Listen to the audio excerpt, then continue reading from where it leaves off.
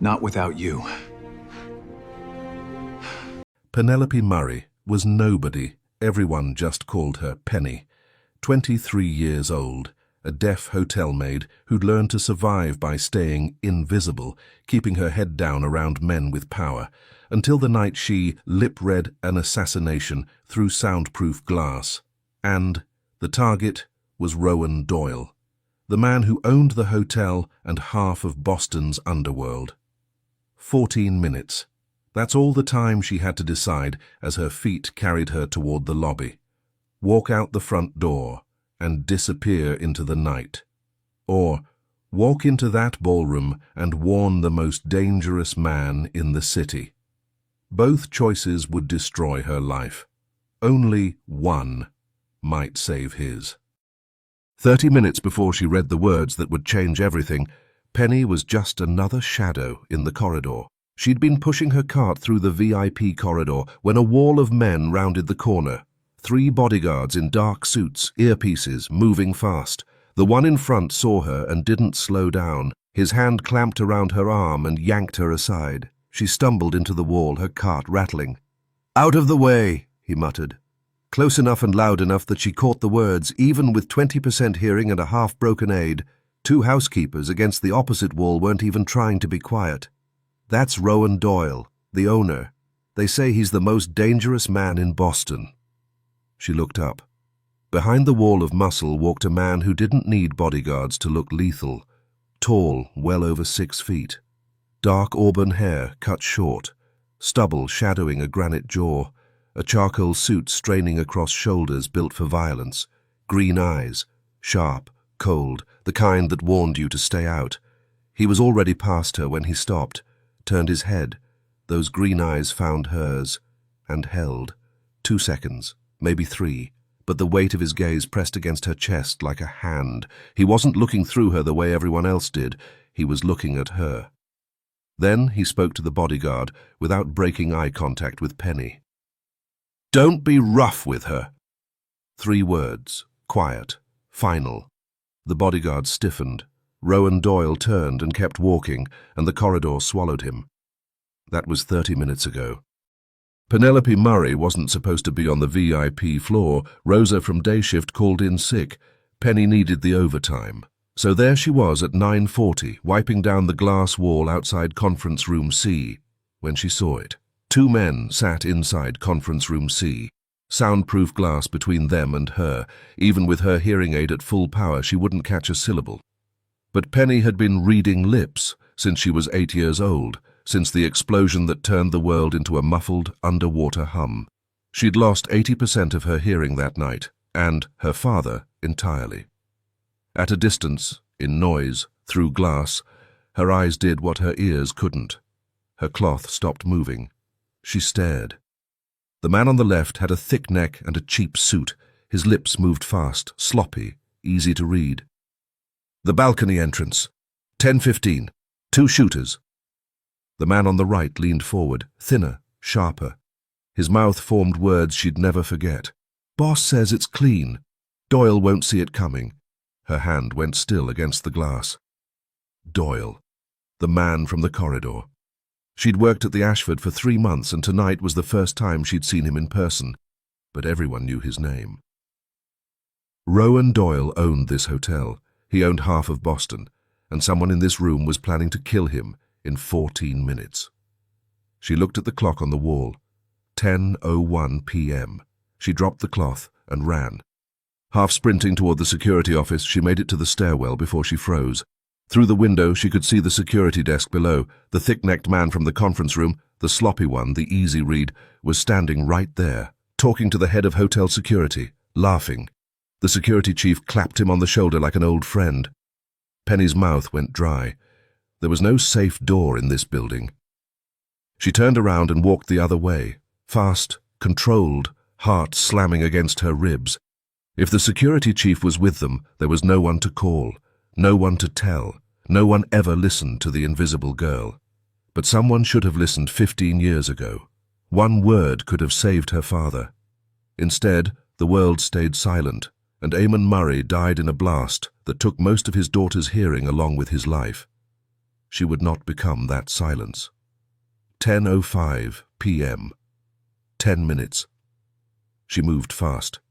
Near the ballroom entrance, she grabbed an empty tray from a service cart and walked through the doors like she belonged there. The ballroom hit her like a wave. 400 bodies in tuxedos and silk. Her hearing aid turned the noise into a distorted roar. Music, laughter, glass, all crushed together into something useless. In crowds like this, her ears were worthless. She switched the aid off and trusted her eyes. She scanned lips, dozens of conversations. Wonderful party. Love the orchestra. The lobster is divine. Her eyes swept the room, face after face, none of them right. Then her gaze snagged on the east windows and stopped. He was leaning against the marble column, one hand in his pocket, the other holding a whiskey he hadn't touched. His head was tilted toward a silver-haired man beside him, nodding at something, but his eyes weren't listening. They were scanning the room the way hers were, watching mouths, reading exits, cataloguing threats. A man who looked relaxed to everyone else but was coiled tight underneath. She recognized it because she did the same thing every day of her life. She crossed the room. Her heart hammered so loud she swore she could feel it in her damaged ears. When she reached him, she did something no cleaning girl should ever do to the most dangerous man in Boston. She touched his arm. His head turned. Slow. Those green eyes dropped to her hand, then climbed to her face. Recognition flickered. The girl from the corridor. He saw everything. The tremor in her voice she was trying to hide. The fear in her eyes she couldn't control. The way her hand shook slightly on his arm. The temperature between them shifted, cold and electric. "Mr. Doyle?" She tried to sound steady, failed. Her voice cracked on his name. "You need to leave this room. Right now." She glanced at the clock. 7 minutes. "There are 2 men planning to kill you at 10:15, and your head of security might be one of them." He didn't blink. He didn't laugh. Something about the way she said it, no fear, no begging, just fact, made him still. He looked at her hand on his arm, then her eyes, then her lips, not the way men usually looked at a woman's lips. He was reading her the way she read everyone else. "Who are you?" She read his lips. Her aid was still off, the ballroom noise too thick. But his mouth was precise, each word cut clean, no waste. "Penelope Murray, I clean your hotel." Something cracked behind his eyes. She didn't understand it then, why her last name made a man like Rowan Doyle flinch. He took her elbow. Firm, warm, not optional. The contact jolted through her. The second time tonight his touch had rearranged her nervous system. "Come with me, Penelope. Now." Nobody called her that. Everyone said Penny. Small, forgettable, pocket change. From his lips, Penelope sounded like a door opening to a room she didn't know existed. The clock read 10:11, 4 minutes, and Penelope Murray had just grabbed a wolf by the arm and told him someone was sharpening the knife. What she didn't notice, what she wouldn't piece together until it was almost too late, was the older man near the bar who watched them leave. He didn't follow.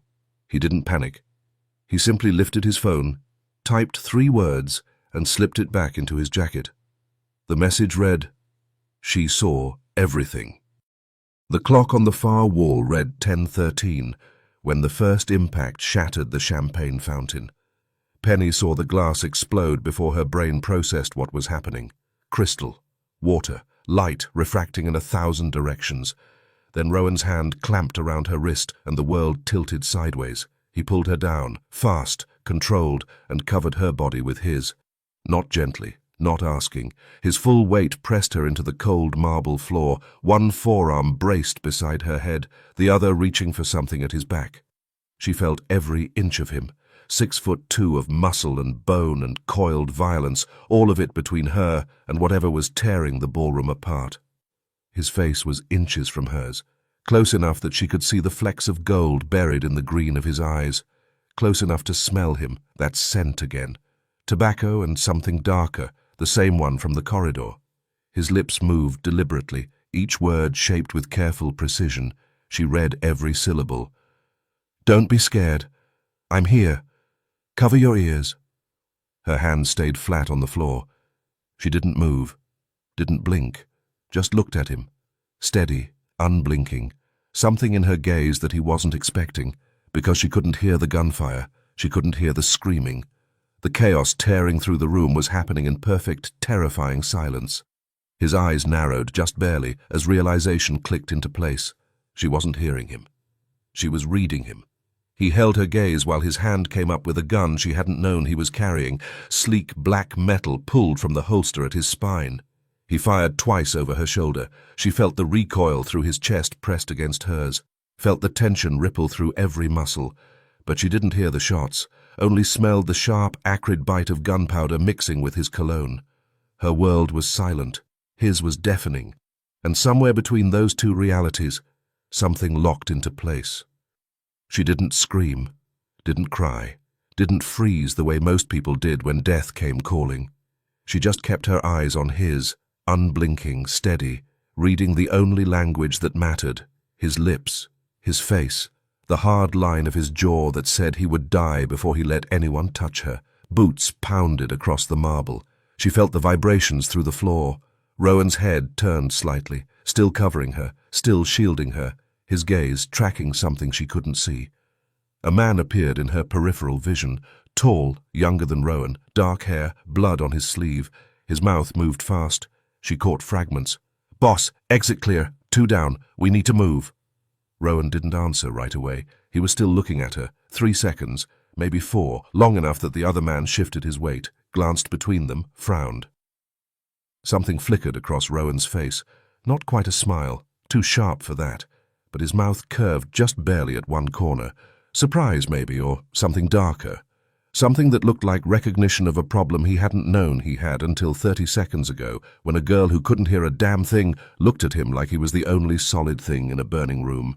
Then he moved. One hand slid to her waist, firm, no hesitation, and he lifted her off the floor. She was in his arms before her brain caught up, one arm hooked under her knees, the other locked around her ribs. "Put me down!" She started to say it, but his eyes cut to hers and the words died.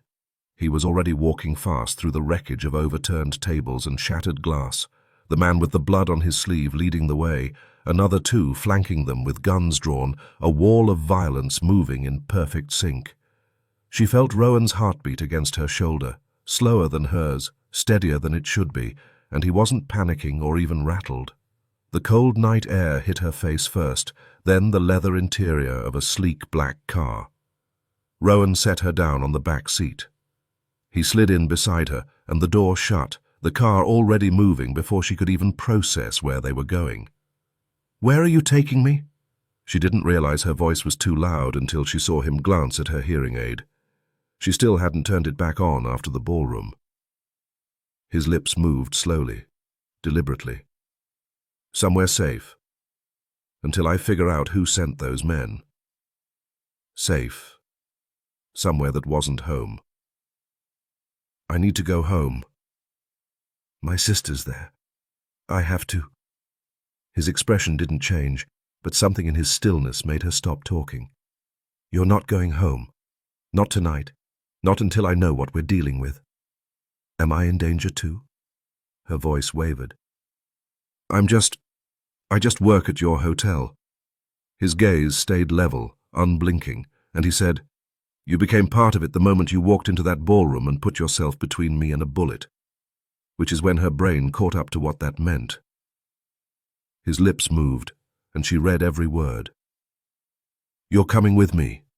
You're under my protection now." The words landed like a verdict. She shook her head, pulse jumping. "I didn't ask for your protection. You saved my life." His jaw tightened, a muscle flexing beneath the sharp line of bone. "That makes you a target. The men who want me dead saw your face. They won't stop until you're gone."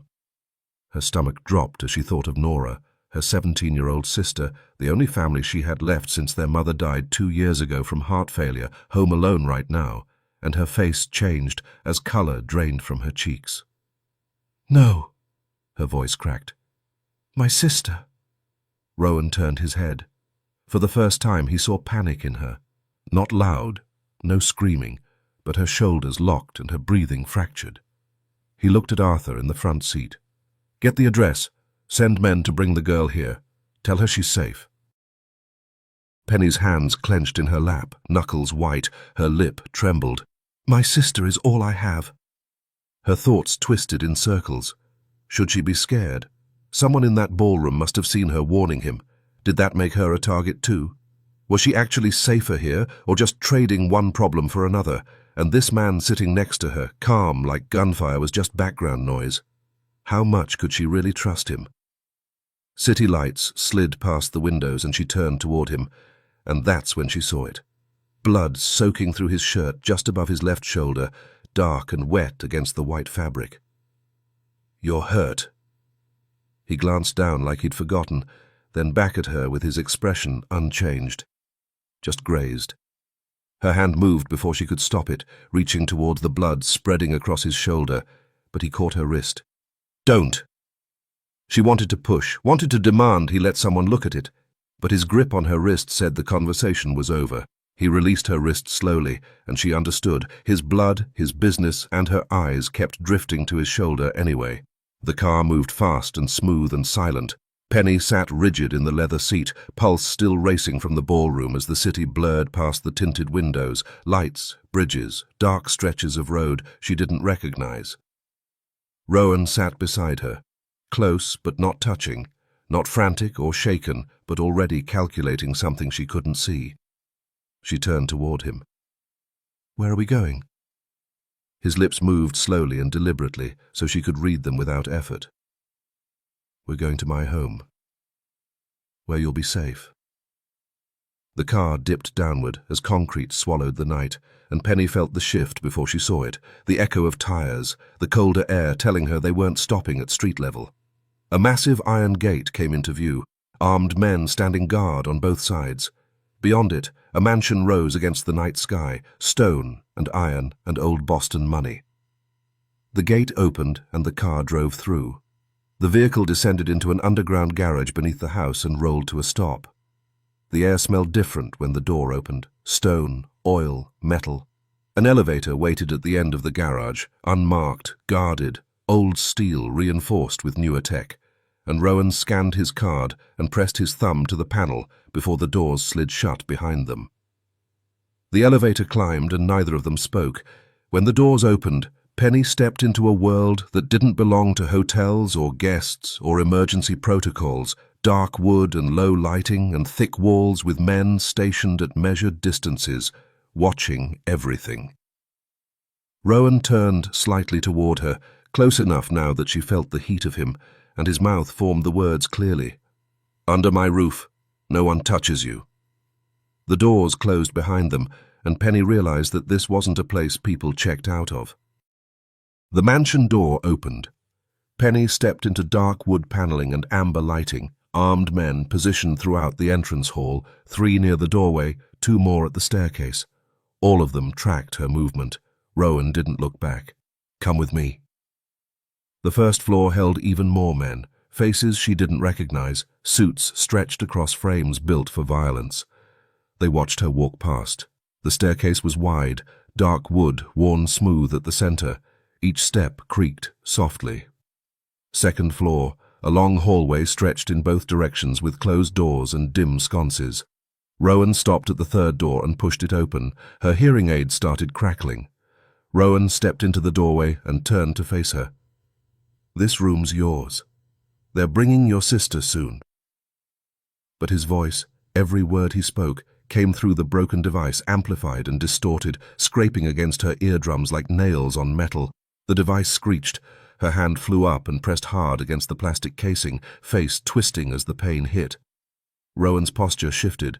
"What's wrong?" She pulled the hearing aid out with shaking fingers. The plastic felt warm, cracked along one edge. "I think it's breaking." Her voice came out unsteady, too loud. "I can't use it anymore. Sometimes the sounds come too loud." She looked up at him. "I need to see your lips to understand you." Rowan held out his hand, palm up. She placed the device in his palm and watched him turn it over once, examining the crack. He turned toward the stairs. Arthur! Footsteps echoed up from below. The man from the ballroom appeared at the base of the staircase, blood still on his white sleeve. Arthur. Get a replacement immediately, Rowan said. Better model, the best one. Penny's head dropped forward. You don't have to... Thank you. His gaze returned to her. I think this is what you need most. Silence stretched between them. Penny glanced at the empty room, white linens on the bed, reinforced mesh behind the window glass. She looked back at him, uncertain what to do. Downstairs is crowded. Emergency situation. His mouth moved carefully so she could read every word. You'll be more comfortable up here. If you're hungry, someone in the kitchen can make you something. He turned and walked down the hallway to his own room. Penny stepped inside and sat on the edge of the bed. She stared at the floor for a few minutes, then stood. The hallway was quiet. She walked slowly, one hand trailing along the wall for balance. A door at the far end stood half open with light spilling across tile. Through the gap she saw him, Rowan, shirtless, back to the door. Blood streaked across his left shoulder blade. He held a white cloth pressed against the wound. He lifted his head. Their eyes met in the mirror. Penny's breath caught. Sorry. She turned and walked away fast, and Rowan watched her retreat in the mirror reflection. The staircase creaked with weight. Arthur appeared with Nora right behind him. Penny crossed the hallway and pulled her sister close. Nora buried her face in Penny's shoulder. Where are we? Nora's voice shook. What's happening? Penny pulled back just enough to see her face. I'll explain everything. Are you okay? Down the hall, Rowan emerged wearing a dark t-shirt. He stopped at the far end and leaned one shoulder against the wall, watching Penny stroke Nora's hair with slow movements. Arthur appeared beside him. Rowan spoke without looking away from the sisters. Find out what happened to Eamon Murray's family after he died. I want to know everything about the girl. Arthur nodded. Penny guided Nora toward the bedroom. As she turned, her eyes found Rowan's across the hallway. She smiled. Small, shy. Thank you. Rowan's expression didn't change, blank, but something shifted behind his eyes. This girl was starting to catch his interest. He glanced at his watch. We're leaving soon. Arthur looked up. Tonight, boss? They could still be out there? 2 cars. Take your best men. His tone left no room for argument. The girl comes with us. We're going to Maeve's. Arthur straightened. Yes, boss. Rowan's gaze stayed on the window. I want Maeve to see her. He paused, still watching the dark street below. The Murray name is buried in this family. I need to know if this girl is as innocent as she looks, or if there's something else. The knock came at midnight. Penny was already sitting up when knuckles hit wood. The guard outside spoke to someone in the hallway. She felt the shift in energy. Whoever had come wasn't asking permission. The door opened. Rowan stood in the frame wearing a black t-shirt, dark jeans and a leather jacket. He looked different. Younger, somehow, less fortress and more man. She noticed the way the jacket fit across his shoulders, noticed things she shouldn't be noticing. He waited 3 seconds before speaking. Downstairs. Now.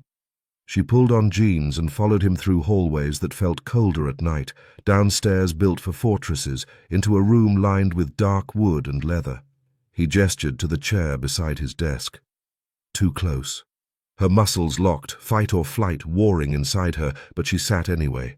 He dropped into his own chair and turned to face her, knee almost touching hers, close enough to read every word without straining. His eyes studied her face like he was memorizing the architecture of her lies. Tell me what you saw. Every detail. Who spoke first? Where they stood. Exact words. She forced herself to breathe. 2 men in the VIP corridor. One tall, dark suit, silver cufflinks. The other shorter, blue tie. He waited. The tall one said tonight and the gala, and Doyle is finished. The shorter one said something about the balcony entrance and 10:15. She watched his face. And one of them was talking to your head of security. His posture sharpened slightly. You're certain? I read lips for a living. Her jaw clenched so hard her teeth ached. I don't guess. His phone buzzed. He glanced at it, then set it down. The tall one had a tell. When he said Doyle, his breath changed. Nervous about what comes next. Rowan pulled out his phone, holding it to his ear while keeping his face angled so she could see. Arthur answered. She read his response. The shooter. ID confirmed. His knuckles whitened around the phone. Send me the file. He hung up. Silence stretched between them. Then he leaned back in his chair, his focus shifting, as if seeing something he hadn't noticed before. Your family, where are they? The question caught her off guard. My sister, Nora. She's 17. He didn't pause. Parents? She blinked at him, thrown by how fast he was pushing. Her throat tightened. My father died 12 years ago. There was an explosion. Gas leak at our house. She paused, the memory still sharp after all these years. We were both home. I got hurt. Lost most of my hearing. His attention stayed fixed on her. Gas leak. She nodded. His gaze sharpened. How did it happen? I don't know. The investigators said sometimes these things just happen. Old pipes, faulty connections. She frowned. Why was he asking about this? What did a 12-year-old accident have to do with tonight? He leaned forward slightly. What did your father do for work? He was an accountant. The questions felt wrong, too specific, too careful, like he was looking for something she didn't know she had. Rowan just nodded once, slow and deliberate, then stood. We're leaving. She stayed seated, not ready to follow another order without answers. Where? He moved toward the door without answering. You'll see when we get there. The car ride took 20 minutes. Rowan sat beside her, close enough that his sleeve brushed hers when they turned corners. He stared out the window. She did the same on her side, marking exit routes out of habit. She caught his gaze on her reflection in the glass. The car slowed, turning down a side street. They pulled up outside a pub with a painted sign, the Black Rose in faded gold letters. Dark windows, closed sign in the door. Rowan stepped out and held the door. She climbed onto pavement that smelled like rain and whiskey. He touched her elbow and guided her to a side entrance. He knocked twice. A lock turned. The door opened to reveal a woman, 50s, tall and fit, with a hard-edged expression and masculine style, black sweater, jeans, work boots, thin gold cross at her throat. She looked at Rowan, and something warmed in her face. Then she looked at Penny and went very still. She stepped back without a word, letting them inside. The pub ran deep and narrow. Dark wood bar, crowded tables now empty, chairs stacked. A band's equipment sat silent on the small stage at the back. The air tasted like smoke and beer and history. The woman locked the door behind them. Rowan's hand found the small of Penny's back. He steered her toward a table. She sat. The woman followed and took the seat across from them. His lips formed words. Penny caught most of it. Maeve, this is Penelope Murray. He paused on the last name. Penelope, my Aunt Maeve. Maeve's eyes stayed locked on Penny. Her lips parted like she was seeing a ghost learn to speak. Murray. Maeve repeated it, and even without sound, Penny could see the weight land. The older woman's gaze flicked to Rowan, then back to Penny. Eamon Murray's girl? Penny's stomach dropped like an elevator with cut cables. Her gaze found Rowan. He was watching her with the same careful stillness from interrogation, but heavier now, older. You knew my father? Her voice came out rough. Maeve didn't answer. She looked at Rowan, and the look between them carried entire conversations Penny couldn't access. Rowan stood. Maeve rose with him. He said something to Penny too fast to catch, then walked toward the back of the pub, with his aunt following. Penny sat alone at the table, watching two people have a conversation about her father 15 feet away in the empty pub. Maeve's hands moved while she talked. Rowan stood with his back against the wall, arms crossed, face giving nothing away. But Penny caught the micro-shifts. His shoulders tensed when Maeve said something sharp. His focus cut to Penny and then away. Maeve asked a question. Rowan answered with 2 words. Maeve's face changed, concern bleeding darker. She glanced at Penny. Back to Rowan. Her mouth moved again and Penny caught fragments. "What are you planning to do with her?" Rowan's response came slower. He looked at Penny across the empty pub, sitting alone, watching them like she knew her life was being decided. His lips formed words Penny could read even at this distance. "She saved my life." Maeve said something else. Penny lost it in the angle, but whatever it was made Rowan's shoulders go rigid. His aunt reached for his arm, squeezing once. Then she spoke again, slower, each word deliberate. Penny couldn't hear it, but she read it perfectly. "Then let her not know." Rowan didn't respond. He just stood there. Maeve squeezed his arm once more, then walked toward the back of the pub. Rowan stayed where he was for 5 more seconds before turning toward Penny. When he reached the table, she was already standing. What was that about? Her hands curled into fists. What did she mean?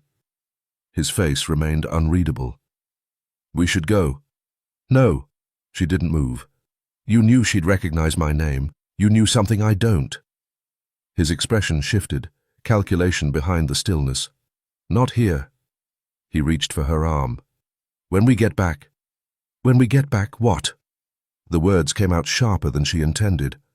Rowan's hand tightened on her elbow, not rough, but firm. "We're leaving, now." She let him guide her toward the exit because sometimes survival meant picking your battles. The door closed behind them. Boston night air hit her face, cold and sharp. Rowan's hand stayed on her arm until they reached the car. Before he opened the door, he looked at her one more time. "Your father worked for my family years ago. That's how I knew the name." He opened the car door before she could respond. She climbed inside because her legs had stopped taking orders. Rowan slid in beside her, and the car pulled away from the curb. Penny stared out the window. Her father had worked for the Doyle family. Rowan had recognized the Murray name immediately. That's why Maeve looked at her like she was seeing a ghost. And Rowan Doyle was still deciding if she was dangerous. The car moved through empty streets, and Penny sat against the door trying to make sense of what she'd just learned. Her father had worked for the Doyle family years ago, before the explosion, before everything changed. Why hadn't her mother ever mentioned it? Not once in all those years after his death, not during the endless nights when Penny asked questions about who he'd been, what he'd done. Her mother had always said, "accountant," like it was the whole story, like there was nothing else worth knowing. But there had been something else. Something her mother never told her. What kind of work had her father done for people like this? She stared at her reflection in the window. The glass showed her face pale and tired, showed Rowan beside her in the back seat, his profile sharp against the passing streetlights. He shifted slightly. She caught him watching her in the glass. Just a glance, quick and assessing, before he looked away. He'd been doing that since they left the pub, checking on her when he thought she wouldn't notice. The car hit a pothole and jerked left. Penny's shoulder bumped the door, then brake lights flooded red ahead of them. The driver's foot slammed down. The car lurched forward and Penny pitched toward the seat in front of her, hands flying up on instinct. Rowan's arm shot across her chest before she could brace herself, his other hand gripping the headrest beside her head. She grabbed his arm without thinking. Her fingers locked around his forearm and held on. The car stopped. "Sorry, boss." The driver's voice came through distorted. "Car ahead stopped short." Penny's head snapped left, then right, scanning the street outside for movement, for threat, for whatever had caused this. Her breathing came fast and shallow. Rowan's hand moved to cover hers where it gripped his arm. "You're fine." His voice stayed low and steady. Nothing happened. She looked down at their hands, his palm warm against her knuckles, the contact deliberate, grounding. She pulled away fast, warmth climbing her neck. "I'm sorry." He settled back into his seat without answering. The rest of the drive passed in silence. Rowan stared out his window, but his attention wasn't on the passing buildings. She could see it in the way his shoulders stayed tense, the way his fingers tapped once against his knee before going still. Whatever he was thinking about, It wasn't the city. Penny's anxious eyes kept checking the mirrors. The way she'd scanned the street after the sudden stop, looking for danger she'd learned to expect. And somewhere in the back of his mind, beneath the operational planning and threat assessment, one question circled on repeat. Who the hell betrayed me? Someone inside, someone close, and he needed to find them before they tried again. When they reached the house, Penny climbed out before Rowan could move. She walked toward the entrance with her arms wrapped around herself against the cold. He followed a few steps behind. At her door, she stopped and turned. "Good night." He nodded once. She slipped inside before he could say anything back. The hallway stayed quiet. Rowan stood there for 3 more seconds before walking away. Penny found Nora asleep in the next room, curled under blankets that looked too expensive for their lives. She stood in the doorway watching her sister's chest rise and fall in the dim light. What had she gotten them into? Nora should be at school right now, should be worrying about homework and friends and normal 17-year-old problems, not sleeping in a stranger's house with armed guards in the hallway. Penny closed the door quietly and went to her own room. She sat on the edge of the bed and pressed her hands flat against her thighs to stop them shaking. Morning came with pale light through the curtains. Penny woke to find Nora already dressed and pacing. "There are men with guns everywhere," Nora said. "Actual guns, like we're in a movie." "We're not." Penny pulled on clean clothes someone had left folded on the dresser. "Just stay inside. Don't wander. Don't ask questions." "But, Nora, please." Her sister went quiet. Penny smoothed her hair back and walked toward the door. A guard in the hallway gestured toward the stairs without speaking. She followed the direction because arguing seemed pointless. Halfway down she heard footsteps in the corridor above. Arthur appeared at the top of the stairs holding a small box. He came down and stopped in front of her, holding it out without preamble. Penny looked at the box, then at him. "What is this?" He didn't answer, just kept his hand extended. She took it, opened it. Inside was a hearing aid, new, sleek, modern design with technology she'd only seen in catalogues she couldn't afford, the kind that cost more than 3 months of her salary. She met Arthur's eyes. He was smiling. She smiled back and pulled out the device. Her fingers trembled slightly as she fitted it behind her ear and turned it on. Sound rushed in, clear, crisp, layered. Not the muffled underwater quality her old one had produced, but real sound with texture and depth. The guard's footsteps somewhere down the hall, Arthur's breathing, the distant hum of the house settling around them. Her throat tightened. "Does it work?" Arthur asked. His voice came through perfectly. No distortion, no static. "Yes." Her own voice sounded different through the new device, clearer. "Thank you." Arthur nodded once. "Mr. Doyle is waiting for you. Breakfast." He gestured toward the dining room and disappeared before she could ask anything else. Penny found Rowan at a long table near tall windows. His attention lifted when she entered. "Sit with me." She crossed the room and took the chair beside him. He pushed a plate toward her, toast, eggs, fruit. "You should eat." She picked up a piece of toast because refusing felt pointless. His attention stayed on her through the first bite before speaking again. She smiled and touched the device behind her ear. "You don't have to speak slowly anymore." Her voice came out lighter than she expected. "The hearing aid you got me. It works really well." Something shifted in his expression. Not quite a smile, but close. "Good." He set a sandwich on her plate. "You'll need it today." She looked at him and waited. "You're coming to my office with me." His tone stayed matter-of-fact. "I need you to look at faces, see if you recognize anyone from the ballroom." She swallowed. "Okay." "Your sister stays here. She's safe.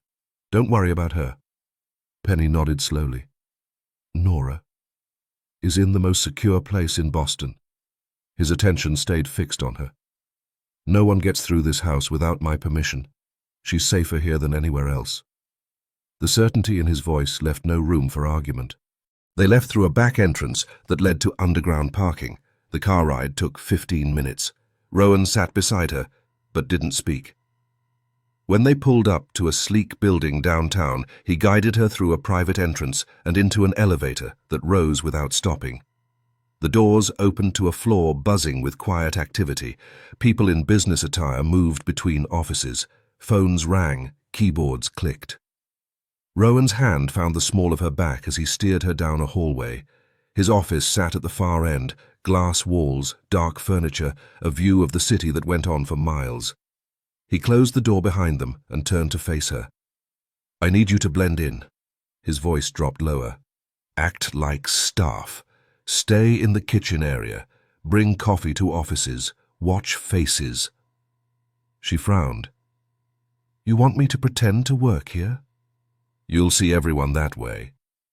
He stepped closer. "If you spot either man from the ballroom, come find me immediately." Her pulse picked up speed. "What if they recognize me?" "They won't." His gaze held hers. "You were invisible to them then. You still are." The words should have stung. They didn't, because he was right. She'd spent her whole life being invisible. Okay. He studied her for 3 more seconds, then opened the door and gestured her toward the hallway. She moved through the office like she belonged there. Just another face delivering drinks, invisible by design. She didn't see either man from the ballroom. But she saw other things, like the 2 women near the copy machine talking with one of them gesturing toward Rowan's office, and Penny was too far to hear them clearly, but she could read their lips easily enough. He looked handsome today. Has anyone ever seen him with a girlfriend? Her face burned, and she moved quickly to the kitchen, where a man sat at a table with his phone pressed to his ear, his face tense. Penny watched his lips tell someone named Baby that there was nothing between him and some other woman, that she was imagining things, that he'd be home soon. She bit back a smile. Then Rowan's office door opened and a man stepped out, older with grey hair and an expensive suit, moving with the confidence of someone who belonged in this building and had history here. He clapped Rowan on the shoulder in a way that spoke of familiarity and concern. Penny was too far to hear them clearly, but she could read every word. "How are you holding up? We were all worried last night. You've got a guardian angel looking out for you."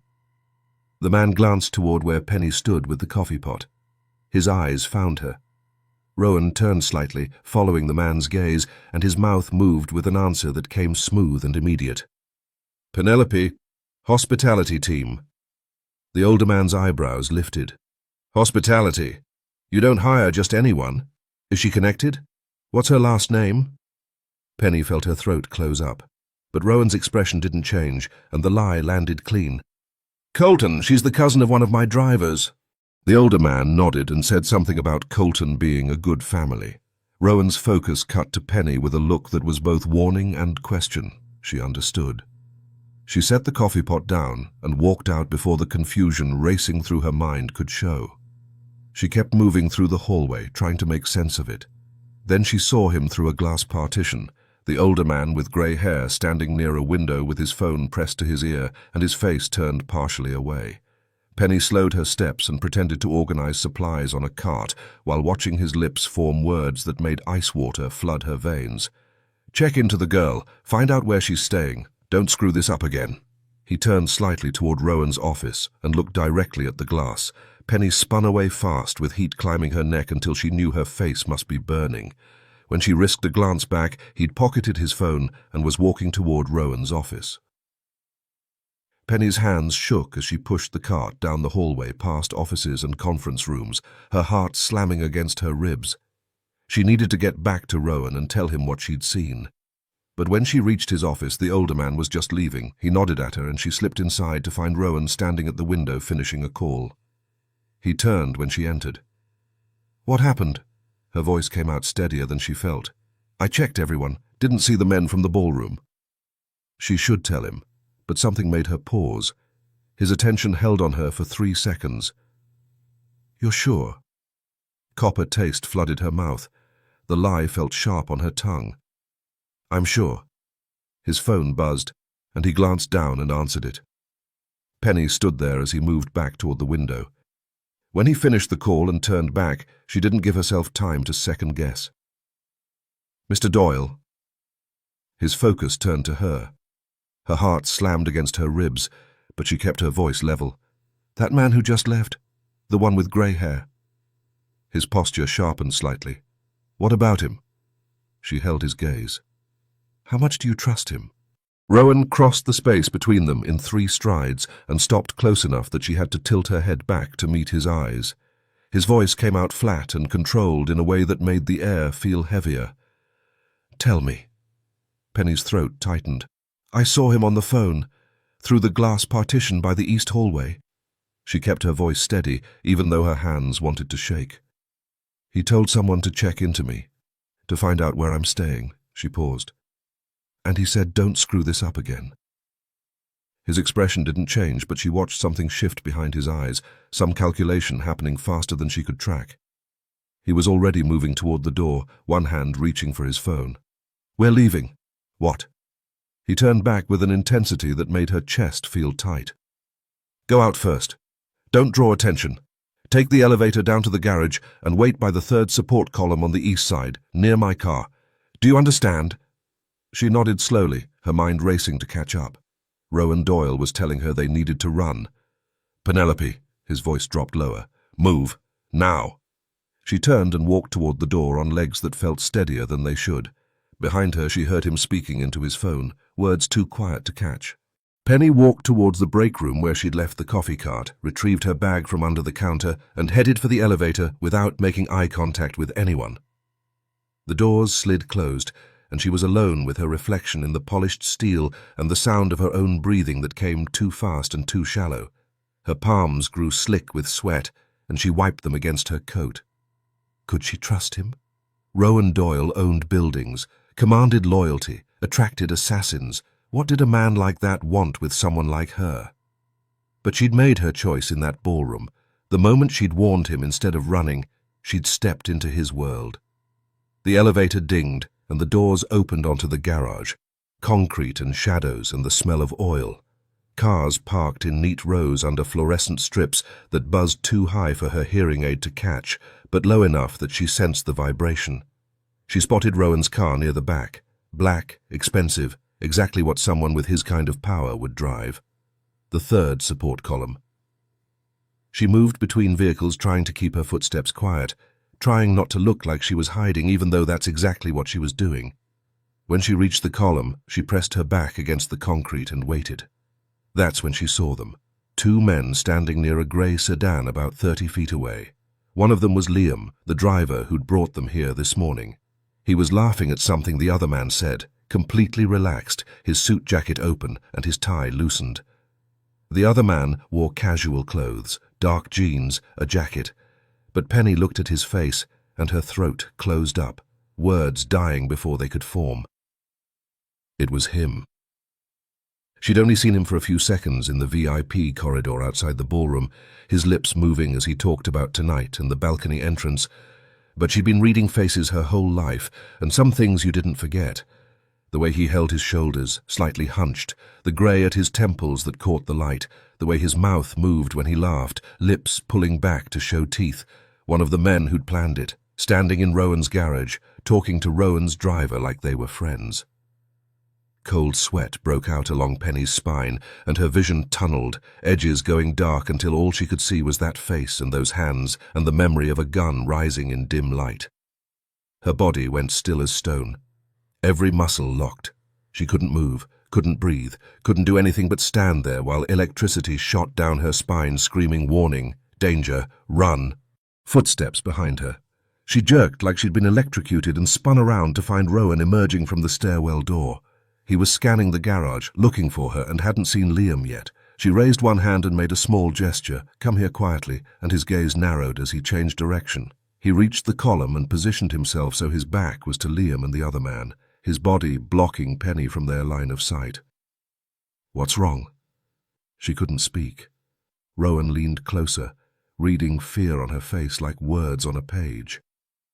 "Did someone do something?" His tone went quiet and dangerous.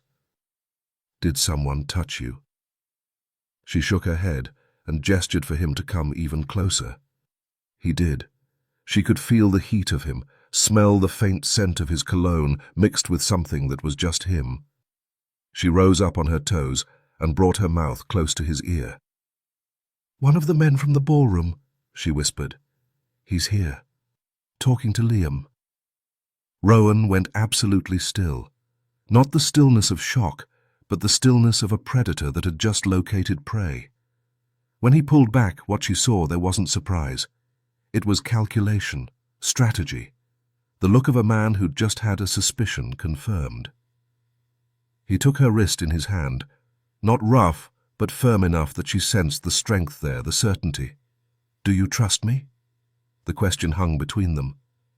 Penny looked at his face, the sharp lines, the controlled expression, and realized the answer had been decided the moment she'd walked across that ballroom floor to warn him. "Yes." Something in his expression softened for half a second before the mask came back. "Then we walked to the car together. Normal. Like nothing's wrong. Can you do that?" She nodded, even though her legs trembled. They stepped out from behind the column. Liam glanced up and his face lit with a professional smile. "Mr. Doyle? Heading out?" "Yes." Rowan's voice carried none of the tension Penny could feel vibrating through the hand that still held her wrist. "Drop us at Boylston Street." "Of course, sir." Penny climbed into the back seat on legs that barely held her weight. Rowan slid in beside her, and Liam closed the door with a soft click that sounded like a cell door locking. The drive through the city stretched endlessly. 6 minutes according to the dashboard clock, but it felt like hours while Penny sat with her hands pressed flat against her thighs to stop them shaking. Rowan stared out the window, his jaw set, his breathing controlled. He didn't look at her, didn't speak, just sat there radiating that cold authority that made people move without being asked.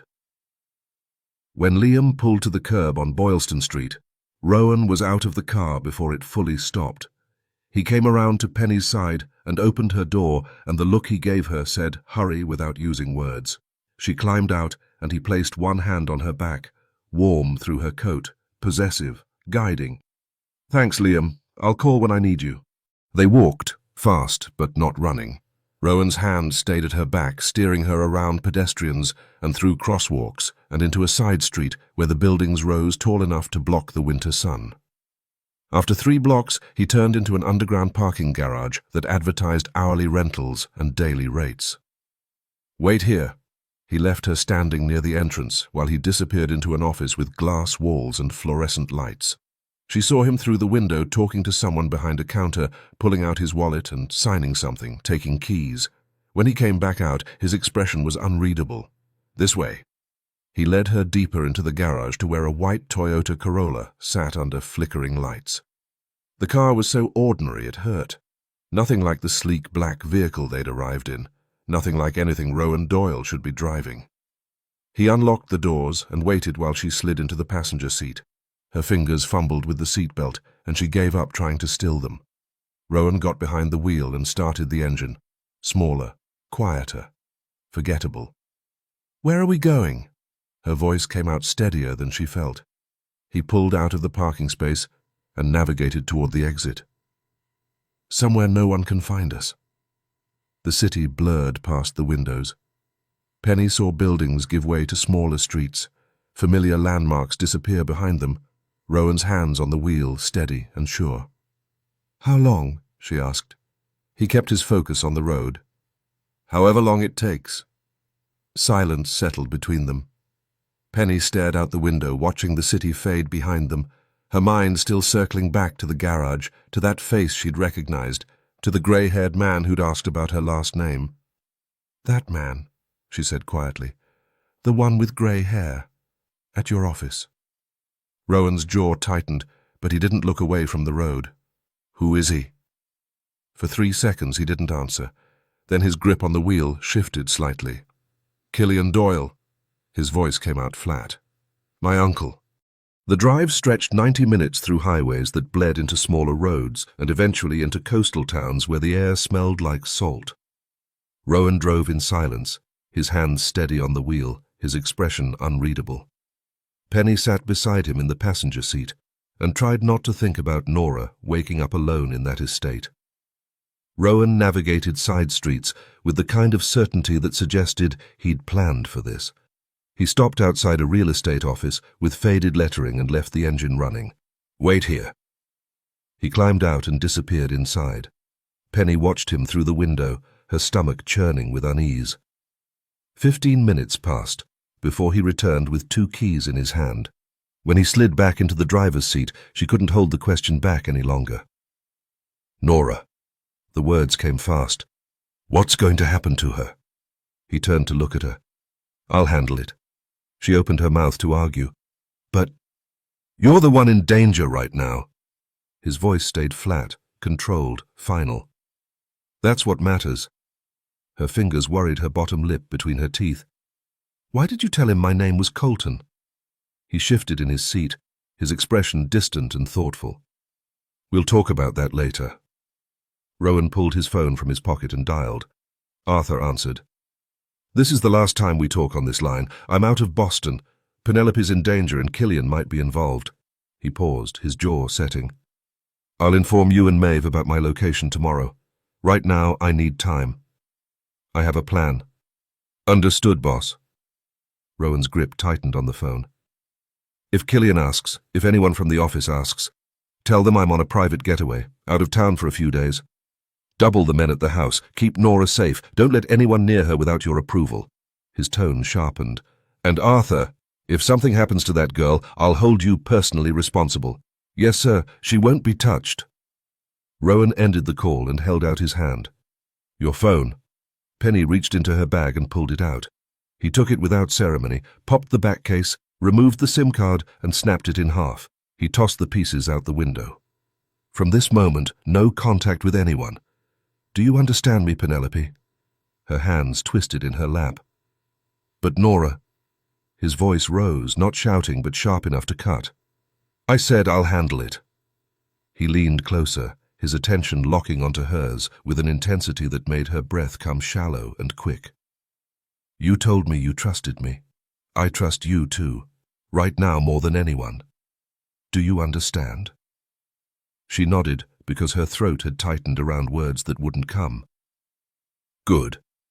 He pulled his own phone apart with practiced efficiency, snapped his SIM card, discarded it. Then he looked at her. "Why are you doing this?" Her voice trembled. "Why are you making all these plans just to protect me, Mr. Doyle?" He was quiet for 3 seconds. "Right now I'm not just protecting you. I'm protecting myself and everything I've built." He paused. "You're in more danger than Nora. They know about you. They saw your face at the ballroom, but they don't know Nora exists. As long as she stays at the estate with my men, she's safer than you are." The logic settled over her like cold water. She nodded slowly. They drove another 10 minutes through residential streets and stopped at the last house on a dead-end block. Penny stared at it. Small, old, vinyl siding that had seen better years, a sagging front porch with cracked concrete steps. A smile pulled at her lips. "Really? You're going to stay here?" He climbed out of the car. She caught the edge of his mouth lifting. "I haven't always lived in mansions, Penelope. I'm used to every condition." She followed him up the cracked walkway. The man who commanded boardrooms had to shoulder the door open when it stuck. Inside smelled like dust and old carpet. Penny stood in the doorway, looking at peeling wallpaper and furniture covered in sheets. 3 days ago she'd been cleaning rooms at the hotel. 3 days ago Rowan Doyle had been a name on employee memos, a figure glimpsed in hallways. And now she was here, alone with him, cut off from everyone, no phone, no contact, no idea what came next. Dust covers draped over furniture that had seen better decades. The place was worn but clean. Rowan walked through checking windows and testing locks twice, while Penny stood in the doorway trying to picture him actually living here. 3 bedrooms upstairs, 1 bathroom with a chipped tub. Downstairs a kitchen with laminate counters and a living room where the couch sagged in the middle, a half bath tucked under the stairs. She watched his expression and found nothing. He pulled the living room curtains closed with the same controlled efficiency he brought to everything else. "This'll work." He tested the window lock behind the fabric. Modest, Last place anyone would look for me. Her eyes caught on the dresser by the entrance. Both keys sat there. A second key meant a second location, another place to run if this one burned. Her stomach twisted. What's the other key for? He crossed toward her and stopped close enough that she had to look up. His jaw flexed once before he spoke. Part of the plan? His voice stayed level. Don't worry about it. She opened her mouth, but he was already moving past her to check the front door, then the back, his hands testing each lock with practiced precision. He knew what he was doing. She could see it in how he moved, how his eyes tracked sightlines. But his shoulders carried tension she hadn't seen before. Make yourself comfortable. He headed for the stairs without looking back. I'm going to shower. Penny sat on the couch staring at peeling wallpaper. 10 minutes of that before she gave up and climbed the stairs. The hallway was narrow. She'd just reached the first bedroom when the bathroom door opened. Rowan stepped out wearing only a towel wrapped around his waist. Water beaded across his chest and shoulders. Her breath caught. I'm sorry. Heat crawled up her neck. She spun around. I wasn't. His voice came from behind her, carrying something that sounded like amusement. It's fine, Penelope. She kept her back turned and stared at the hallway wall. Her pulse hammered. Behind her, a door opened and closed. The silence that followed felt heavier than what came before. She stood there longer than necessary, face still burning, before walking into the bedroom farthest from his. The bed was small, with a floral comforter from the Reagan administration. She lay down fully clothed and stared at the ceiling. He was attractive, and that was just a fact. It didn't mean anything because men like Rowan Doyle didn't notice women like her. Sleep wouldn't come. 30 minutes later, she heard movement downstairs. Voices, low and brief. A door closing. Footsteps. She bolted upright, heart slamming her ribs, and was halfway down the stairs before her brain caught up. Rowan appeared at the bottom with one hand raised. Relax. His hair was still damp and he'd pulled on jeans and a t-shirt. I ordered pizza. He nodded toward the kitchen. Found a landline. Pizza place number was on the fridge. Her breathing slowed. A smile pulled at her mouth. Who doesn't like pizza? They sat at the kitchen counter on mismatched bar stools, with the box open between them. She ate slowly, aware of how small the kitchen was, how close he sat. He picked up his second slice and studied it like it held answers. Why did you do it? The silence broke. Last night at the ballroom. He set the slice down without taking a bite. You could have walked away. She wiped her fingers on a paper napkin and made herself meet his eyes. I couldn't leave knowing someone was going to get hurt. The words came soft. She pressed her lips together to steady herself. If something had happened to you and I'd just walked away. She swallowed what she didn't say. I couldn't have lived with that. He studied her like he was reading a language only he understood. His inhale slowed deliberately. I'm a dangerous man, Penelope. He picked up his water glass but didn't drink. A threat to most people. She hesitated, choosing her words carefully. Last night you were a target. He set the glass down and leaned back against the counter. His gaze hardened a fraction. And now you're a target too. The words hung there. Because of me. She swallowed. The kitchen felt smaller than before. His eyes narrowed slightly, and he tilted his head. Are you afraid of me? The question came low enough that she almost missed it. She bit her bottom lip, forced herself to look at him, really look, the sharp angles, the controlled stillness he wore like armor, eyes that saw too much. She whispered her answer. Yes. His mouth curved, not quite a smile but close. Her weight shifted even though she wanted to lean away. But I also feel safe with you. Her voice found strength somewhere, safer than I've felt in a long time. He took her in. The delicate curve of her fingers around the water glass, the contrast between her dark hair and pale skin, those large hazel eyes, the way she bit her lip when nervous. His fingers curled against the counter and then stilled. He looked away toward the window. The moment broke. Silence filled the space between them. Different somehow, heavier, full of things neither would say. The explosion roared through her silence. Fire tore through the air and glass shattered in every direction, and her father's voice called her name one last time before the world turned red. Blood pooled beneath his body, and she tried to scream, but no sound came, and the noise kept getting louder, louder, impossibly loud. Penny had lived in near silence for 15 years. She could only hear 20% of the world on her best days with the hearing aid turned all the way up. But in the nightmare, every sound crashed against her eardrums like physical blows. The explosion roared, metal screeched. Her father screamed, the ringing wouldn't stop, and something warm trickled from her ears down her neck. She pressed her palms over her ears to make it stop, but the volume only climbed higher. Too loud. Everything was too loud. Her whole head vibrated with sound she couldn't process, and her ears burned, and the blood kept coming, and she couldn't breathe, couldn't think, couldn't— Wake up! Wake up! Wake up! 3 in the morning, and Rowan lay awake staring at the ceiling while the house settled around him in the dark. The world he'd been born into had taught him that trust was currency you couldn't afford to spend. He'd watched sons sell out their fathers for money, brothers kill each other for power. Women trade everything they claimed to believe in for a more glamorous life. His father had bled out in his arms in a warehouse 8 years ago, and with his last breath told him to find his own truth and live with honor.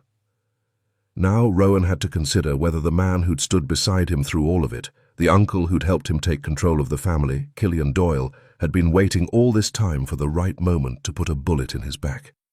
His mind resisted the thought. His instincts didn't. The scream cut through the silence, and he was moving before conscious thought caught up. 5 strides down the hallway, and he shoved her door open. Penny thrashed in the bed, both palms clamped over her ears, eyes squeezed shut. Her mouth opened in another cry he could hear even through the walls. Her whole body shook. "Penelope, wake up!" He crossed to the bed. "I'm here." She didn't react. He stood in the doorway for 3 seconds, wrestling with what to do. Her hearing aid sat on the nightstand, and without it she lived in near total silence. She couldn't hear him calling her name, couldn't hear anything. He'd have to touch her to wake her, and he hesitated because touching a terrified woman in the middle of a nightmare felt like crossing a line he'd never considered before. But he didn't have another choice. He sat on the edge of the mattress and gripped her shoulders firmly. "Penelope, wake up. It's just a nightmare."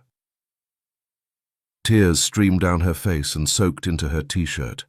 She gasped for air like she was drowning. Her palms stayed locked over her ears, even though her whole body trembled with the effort to wake up. He shook her gently. Nothing. Harder. Still nothing. She kept shaking, couldn't catch her breath. He'd been calmer facing armed men in warehouses. But this, he didn't know what the hell he was doing. He thought for a few seconds and then made a fast decision. Rowan scooped her up from the bed and carried her to the bathroom. He set her in the tub and turned on the warm water. It hit her skin and her breathing changed, still rapid but more regular. Her grip loosened slightly and her eyelids flickered. He knelt beside the tub and watched the water rise around her. One hand settled in her hair with a hesitance he'd never felt before. The touch was awkward and uncertain, and nothing like the controlled precision he brought to everything else in his life, but her breathing steadied more. The tub filled with warm water, and she stopped screaming. Her breath came more regularly now. The water climbed higher, and she struggled to open her eyes. His touch slid down to her face, rough palms but gentle. She couldn't remember anyone stroking her face like this, the feeling of being important enough to care for. When her eyes opened fully, his face was right there, close enough to see every detail. He could see the moment awareness returned, see her pupils focus, see the fear drain away and leave something else behind. He shaped words carefully with his mouth so she could read them even through the haze of waking. "I'm here. You're safe, Penelope. It was just a nightmare." The water continued its steady pour into the tub. She couldn't feel the sound, but she felt the warmth, and it relaxed every muscle in her body, pulling the last of the tension away. Slowly, she lowered her palms from her ears. She watched his face with an expression he couldn't quite read. His gaze held concern he hadn't meant to show, and something else. Worry. Tenderness, maybe. His thumb moved against her cheekbone without permission.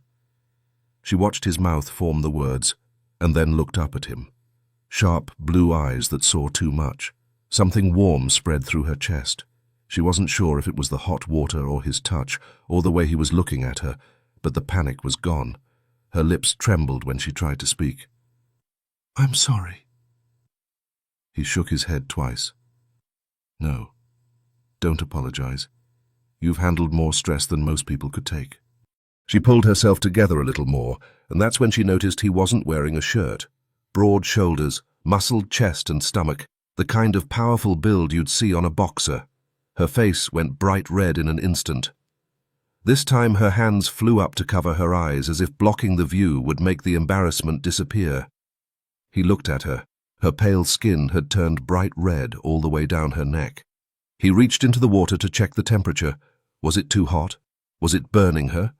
Maybe he should take her back to bed, but in his rush he hadn't thought about it. She was only wearing a thin t-shirt, and the water had plastered it to every curve of her body. He realized then why she was embarrassed. He looked away quickly, but he couldn't stop the smile that pulled at his mouth. She sat there with her legs pulled up to her chest, hands covering her eyes, face and neck flushed red. Gently, he touched one palm and pulled it away from her eyes. He needed her to read his lips. "I'll be right outside, Penelope. I'm putting a towel right here." What came out of her mouth surprised even her. "Please don't go." Her voice came out trembling and small. "I don't want to be alone right now." He nodded once. In one smooth motion, he lifted her out of the water. He wrapped a large towel around her body and lifted her again, carrying her back to the bedroom. She was small and slight. The towel engulfed her completely. He set her on the bed and looked at her, wrapped up to her neck in the towel. Then he went to the other room and pulled a t-shirt on. When he came back, she was sitting exactly where he'd left her, wrapped neck to ankles in terry cloth, with only her face visible. He lay down beside her on top of the covers, keeping space between them. He stared at the window while she looked at the ceiling, her face the only part of her showing from inside the towel. "Thank you." Her voice was so quiet, he almost didn't catch it. He turned his head on the pillow and looked at her. There was tenderness in his gaze. Something shifted in his chest that he didn't have words for. He made sure she could see his mouth even in the dim light. "I'm here, Penelope. Sleep now. I won't leave." She held the conflict internally for a moment, and then her eyes drifted closed. Her breathing deepened and slowed until it found the rhythm of actual sleep. And Penelope fell asleep with a feeling she'd never experienced before in her life. Complete safety. For the first time in his life, he wanted to be the reason someone felt that way. Daylight leaked through the gap in the curtains and found Rowan's face. His eyes opened slowly. Penelope had curled into him during the night, still wrapped in the towel. One of her hands rested flat on his chest, fingers spread across his shirt. His arm had pulled her close at some point while they slept, wrapped around her shoulders and holding her against him. A slight smile tugged at his mouth despite the surprise settling in his chest. He'd never been the type who wanted to wake up with a woman still in his bed. Love, attachment, emotional connection had never made it onto his list of priorities. Control mattered, yet here he was, wrapped around a young woman he barely knew, completely confused by how little he minded it. The strange part was how good it felt. Peaceful in sleep. So different from the terror that had twisted her features last night. Long lashes rested against smooth skin. Dark hair had fallen across her cheek. She looked like something he'd forgotten existed in his world. His throat moved when he swallowed. His chest tightened around something he couldn't name and didn't want to examine too closely. An urge to pull her even closer, to hold her tighter, pushed at the edges of his control. Logic slowed. Instinct didn't.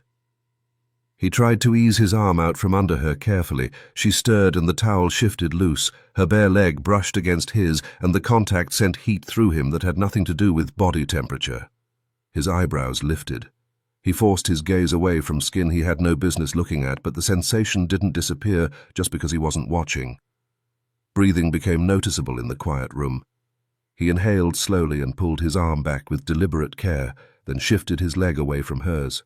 She woke when he moved. Penelope sat up fast, panic flashing across her face as she tried to make sense of where she was and why Rowan was sitting right there beside her in the bed. Her eyes went wide and confused when she found him so close. Shock registered first, then embarrassment. Rowan sat up too and raised both hands. "Penelope, last night you had a nightmare. A bad one. I couldn't just leave you like that. I fell asleep here."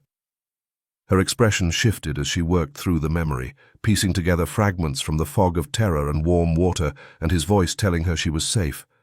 Understanding dawned slowly. "Oh." She glanced down and seemed to realize for the first time that she was still wrapped in nothing but a towel. Color climbed her neck and spread across her cheeks. "Mr. Doyle, I hope I didn't cause you any trouble." He had to bite the inside of his cheek to keep from smiling. The face looking back at him carried so much innocence that his fingers moved before his brain caught up. He reached out and brushed a strand of dark hair away from her face. "No." His hand dropped back to his lap before he could do something stupid. "You didn't cause any trouble. You were terrified last night. When I tried to leave you, asked me to stay. So I stayed." She blinked at him, confusion flickering in her eyes. "I asked you to stay?" He had no idea how to navigate the awkwardness between them. He cleared his throat. "Okay. So." He stood from the bed and put distance between them, stepping back reluctantly because part of him didn't want to move at all. "We don't have phones anymore. Let's head into town, get something to eat. I'll make the calls I need to make from there." Penny watched him with an expression she couldn't quite hide. This man everyone feared. This powerful, dangerous, handsome man standing in her bedroom, looking like he had absolutely no idea how to handle the situation he'd found himself in. She hid the smile that wanted to break free. "Okay, I'll be ready in 10 minutes. Rowan moved toward the door and then stopped. Glanced back at her one more time, wrapped in that towel with her hair falling loose around her shoulders. He couldn't make sense of why he felt like a 15-year-old kid who didn't know what to do with his hands. 10 minutes, he repeated, and left before he could cross back to the bed. They found a small cafe 2 blocks from the main street with checkered tablecloths and a chalkboard menu hanging crooked on the wall. Rowan ordered black coffee and scrambled eggs. Penny's order arrived a few minutes later, strawberry pancakes drowned in whipped cream and ice cream melting into the syrup. He watched her eat. She'd nearly finished the whole thing, and she ate like she meant it while he sipped his coffee and pushed eggs around his plate. His lips curved despite his attempt to keep his expression neutral. She caught him looking, her shoulders lifted in a small shrug. "Pancakes are always my favorite." He leaned back in his chair. "I'm surprised a girl as small as you can finish all of that." Her breath caught and color climbed her neck. She glanced down at her plate and then back at him with that expression he was starting to recognize, the one that said she wasn't used to anyone paying attention. Rowan put his silverware down and met her eyes. He wasn't asking. "You're shy, aren't you? You blush at everything. How did you manage to stay like that in this world?" Her eyebrows pulled together. "Like what?" He picked up his coffee cup and turned it in his hands without drinking. "Clean. Moral." The word came out quieter than he'd intended. "Good." She set down her fork. "You're a good person too, Mr. Doyle." He turned his head toward the window and stared out at the empty street beyond the glass. "I'm not." "You are." Her voice carried certainty he didn't deserve. "That first day when I saw you at the hotel, your security guard was rude to me. You called him out on it. You care about people. Maybe you don't realize it, but—" He studied her. Those hazel eyes behind long lashes. The innocence that believed in good things. The kind of person who could see something worth believing in. Staring at her long enough might make him start to believe it himself. But he needed to stay grounded. Rowan Doyle had never been a good man. Would never be remembered that way. Because in a day or two he was going to end someone's life. In his world, survival required killing. His fingers curled against the table and then stilled. "Wait here. Don't move. I'll be back in 10 minutes. He stood and walked out before she could ask questions. 2 blocks down, he found a convenience store selling disposable phones. He bought one, activated it outside, and dialed Arthur's number. "Boss, call me back at this number in 10 minutes. Have Nora with you." Arthur's voice shifted with concern. "Boss, are you handling this alone? Tell me where you are. I'll come." Rowan watched a car pass down the street. "If you come, they'll follow. If they see you there, they'll know I'm coming back." He leaned against the brick wall. "I need one more day to prepare." He ended the call and walked back toward the cafe. When he slid into the seat across from Penny, something shifted in his chest. Her presence calmed something in him that hadn't been calm in years. The phone rang exactly 10 minutes later. He held it out without explanation. She took it, looking confused. Then she recognized the voice, and her whole face changed. She pressed the phone to her ear. "Nora?" Her whole body relaxed. "Are you okay?" She listened for a moment. "Everything's going to be fine. I'll be back soon. I just had to keep us safe." Rowan watched the tension drain from her shoulders. Her eyes softened and the corners of her mouth lifted. Relief flooded her face. When she ended the call, her hand moved on instinct and grabbed his. Her fingers wrapped around his before her brain caught up with what she was doing. Her voice came soft. "Thank you, Mr. Doyle. I needed that. I needed to hear her voice." He stared down at her hand in his, small and pale against his skin. His heart kicked once against his ribs. Something inside him said to tighten his grip and not let go, but he stayed still, caught between wanting and hesitation. She pulled her hand back quickly and color flooded her face. "I'm sorry. I'm not used to people caring." The words hit him harder than they should have. He swallowed hard. Everyone around him thought they mattered, but here sat a beautiful young woman who had no idea she did. Rowan leaned forward across the table, close enough that she had to look at him, close enough that her breathing changed. "Don't wait for other people to make you feel important, Penelope." His voice dropped lower. "You already are." He looked down at his hands on the table. "You need to learn to value yourself." His jaw tightened briefly. Waiting for validation from others just diminishes your own self-respect. He turned his face toward the window, easier than looking at her for what came next. "And you prove every single second that you're more important to me than most of the people in my life." The words hung between them. Her throat moved when she swallowed. He could see it from the corner of his eye, even though he kept his gaze fixed on the street outside. Rowan Doyle, the most dangerous man in the city. The man people avoided unless they had armed guards. He'd just told her she mattered. She bit her lower lip and snuck glances at him when she thought he wasn't looking. Her heart beat too fast in her chest. Something twisted there. Leaving him when this was over would hurt more than she wanted to admit. Rowan stood and pulled cash from his wallet. "Let's get you some clothes. You don't have anything with you. Then I have things I need to handle." The boutique 2 doors down had mannequins in the window, wearing clothes that looked expensive. Rowan walked in ahead of her. She followed and tried not to touch anything. "Pick a few things quickly. You need clothes. Whatever you need, get it." The saleswoman appeared with the smile people get when they smell money. Rowan pointed toward Penny. "Help the lady. Shoes, a bag, clothes. Everything else, too." He sat down in a leather chair and pulled out the disposable phone. The woman pulled items from racks and started stacking them. The numbers climbed higher and higher. Penny's hands started to shake. Rowan noticed. His posture sharpened, and he stood, crossing to stand beside her. He spoke to the saleswoman. "Box all of it." Penny turned to him. Gratitude and embarrassment mixed on her face. A small smile tried to form but didn't quite make it. He spoke before she could. "No apologies and no thank yous, Penelope. These are necessities."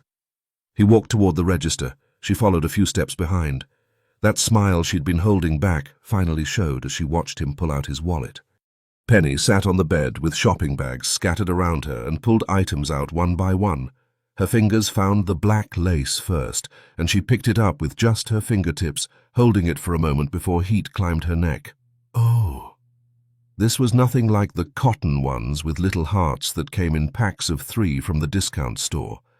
She folded it quickly and set it aside with her pulse doing something strange in her throat. The cashmere sweater came next in soft beige that looked expensive, even folded. She ran her hand across the fabric and her breath caught at how soft it felt against her palm. She'd never owned anything like this in her life, never even touched fabric that felt this way. She looked at the pile beside her on the comforter, and her throat moved when she swallowed. Designer jeans that probably cost more than her monthly rent, a silk blouse that caught the light when she moved it, leather boots with perfect stitching. He'd spent thousands of dollars on her in less than an hour, like it meant absolutely nothing.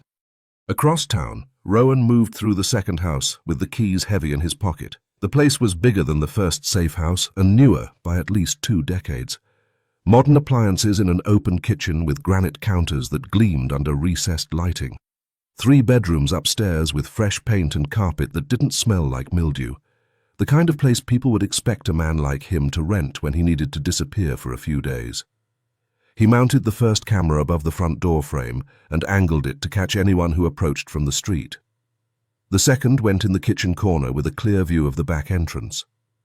The third he placed in the master bedroom closet facing the window that overlooked the driveway.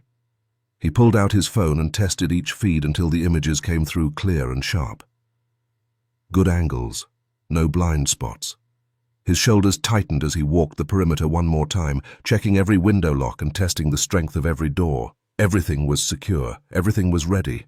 Tomorrow they'd know where he was, and the thought settled cold in his chest like a stone dropping into dark water. He pulled out the disposable phone and dialed. Maeve answered on the second ring. "Who is this?" The unfamiliar number, the caution in her voice. He could picture her standing in the back office, phone pressed to her ear. "It's me."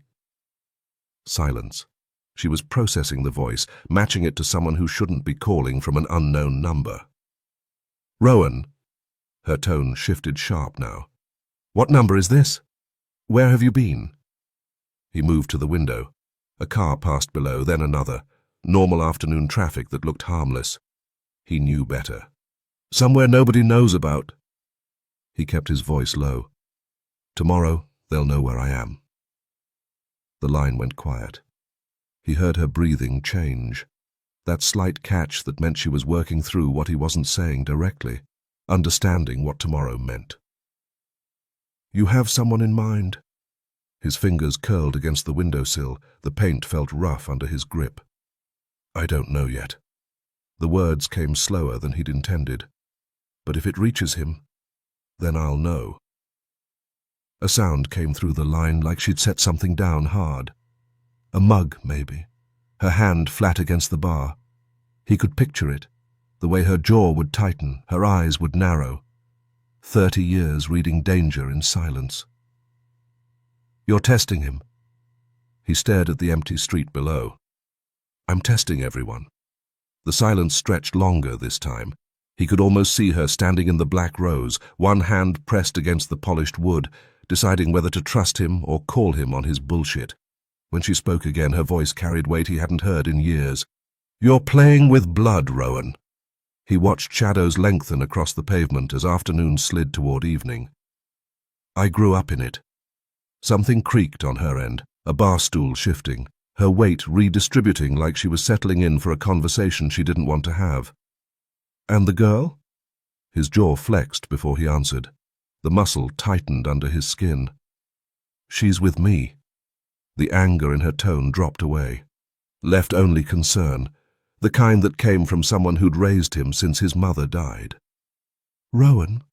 She took a deliberate breath. "What does she know?" He turned from the window. "Only that someone tried to kill me." The silence that followed felt loaded. She wasn't asking about facts. She was asking if Penny knew what world she'd stepped into, what he really was. "That's not what I meant." He stared at the empty room behind him. Bare walls, borrowed furniture. "I know." The silence between them felt different now, heavier. She was deciding something, weighing whether to trust him or push harder, whether to let it go. She'd raised him after his father died, taught him how to survive in a world that didn't forgive weakness. If anyone deserved the truth, it was her. His voice dropped until it was almost a murmur. "You practically raised me, Maeve. If there's anyone I should trust, it's you." His grip tightened on the phone. The plastic creaked under the pressure. "But if you're caught in the middle..." The words stuck for half a second. "I don't know what you'll do." Her breath came steady through the line. No shock, no surprise, just acceptance from someone who'd been in this life long enough to know what he was really asking. "Killian?" The name hung between them like smoke in still air. He turned from the window, looked at the empty room with its bare walls. "I don't know." His voice came flat. "But tomorrow, I will." She made her decision faster this time. When she spoke, her voice carried the weight of someone who'd seen too much and survived anyway. "Call me at 9 tomorrow." Her voice softened slightly. "And Rowan, be careful." The line went dead. Maeve stood in the back office holding the phone. She set it down slowly and walked to the window where grey afternoon light painted the street below. Her hand flexed at her side. She was his aunt, his father's sister. She'd raised him after his mother died and watched him turn into the same kind of man, hard, careful, alone. And now he was testing Killian, the man who'd been at his side for 15 years. She turned away from the window. Ron Callahan sat at the desk going through inventory sheets. He'd managed the pub's books for 20 years, long enough to know when to ask questions and when to keep his mouth shut. He looked up when she moved and set down his pen without saying anything. "Ron." He waited, patient as always. His reading glasses caught the light. Maeve's posture sharpened though her tone stayed level. The same voice she'd perfected over 30 years running this place. The voice that talked down fights and kept secrets. "Look into the Murray file. The gas explosion." Her fingers drummed once against her elbow. "I want everything. Insurance records, police reports, utility company logs, everything from the night before it happened." Ron pulled off his glasses. He studied her with an expression that said he knew exactly what she was asking and why it mattered, even if she wasn't saying it out loud. "That was a long time ago." She turned back to the window. The light was fading. People kept walking without knowing. Her voice came quieter now, almost sad. "I know." She didn't look at him. "Just find it." Rowan stood in the second house and checked every detail. Lights on, curtains half drawn. The place looked lived in. He sent Arthur the address with instructions to monitor cameras at midnight. Penny stood in front of the mirror. The black lace sat against her skin in a way that made her feel exposed even though she was alone. She turned and caught her reflection. Not the girl who'd scrubbed floors, someone who belonged in expensive things. For the first time in her life, she felt like a woman. She didn't hear the car pull up or the door open downstairs. Rowan moved through the first floor with practiced quiet. He'd learned that noise was a choice and silence was a weapon. He climbed the stairs with his mind working through that night's variables. Arthur would be in position. The cameras would catch whoever came. The bedroom door stood slightly open.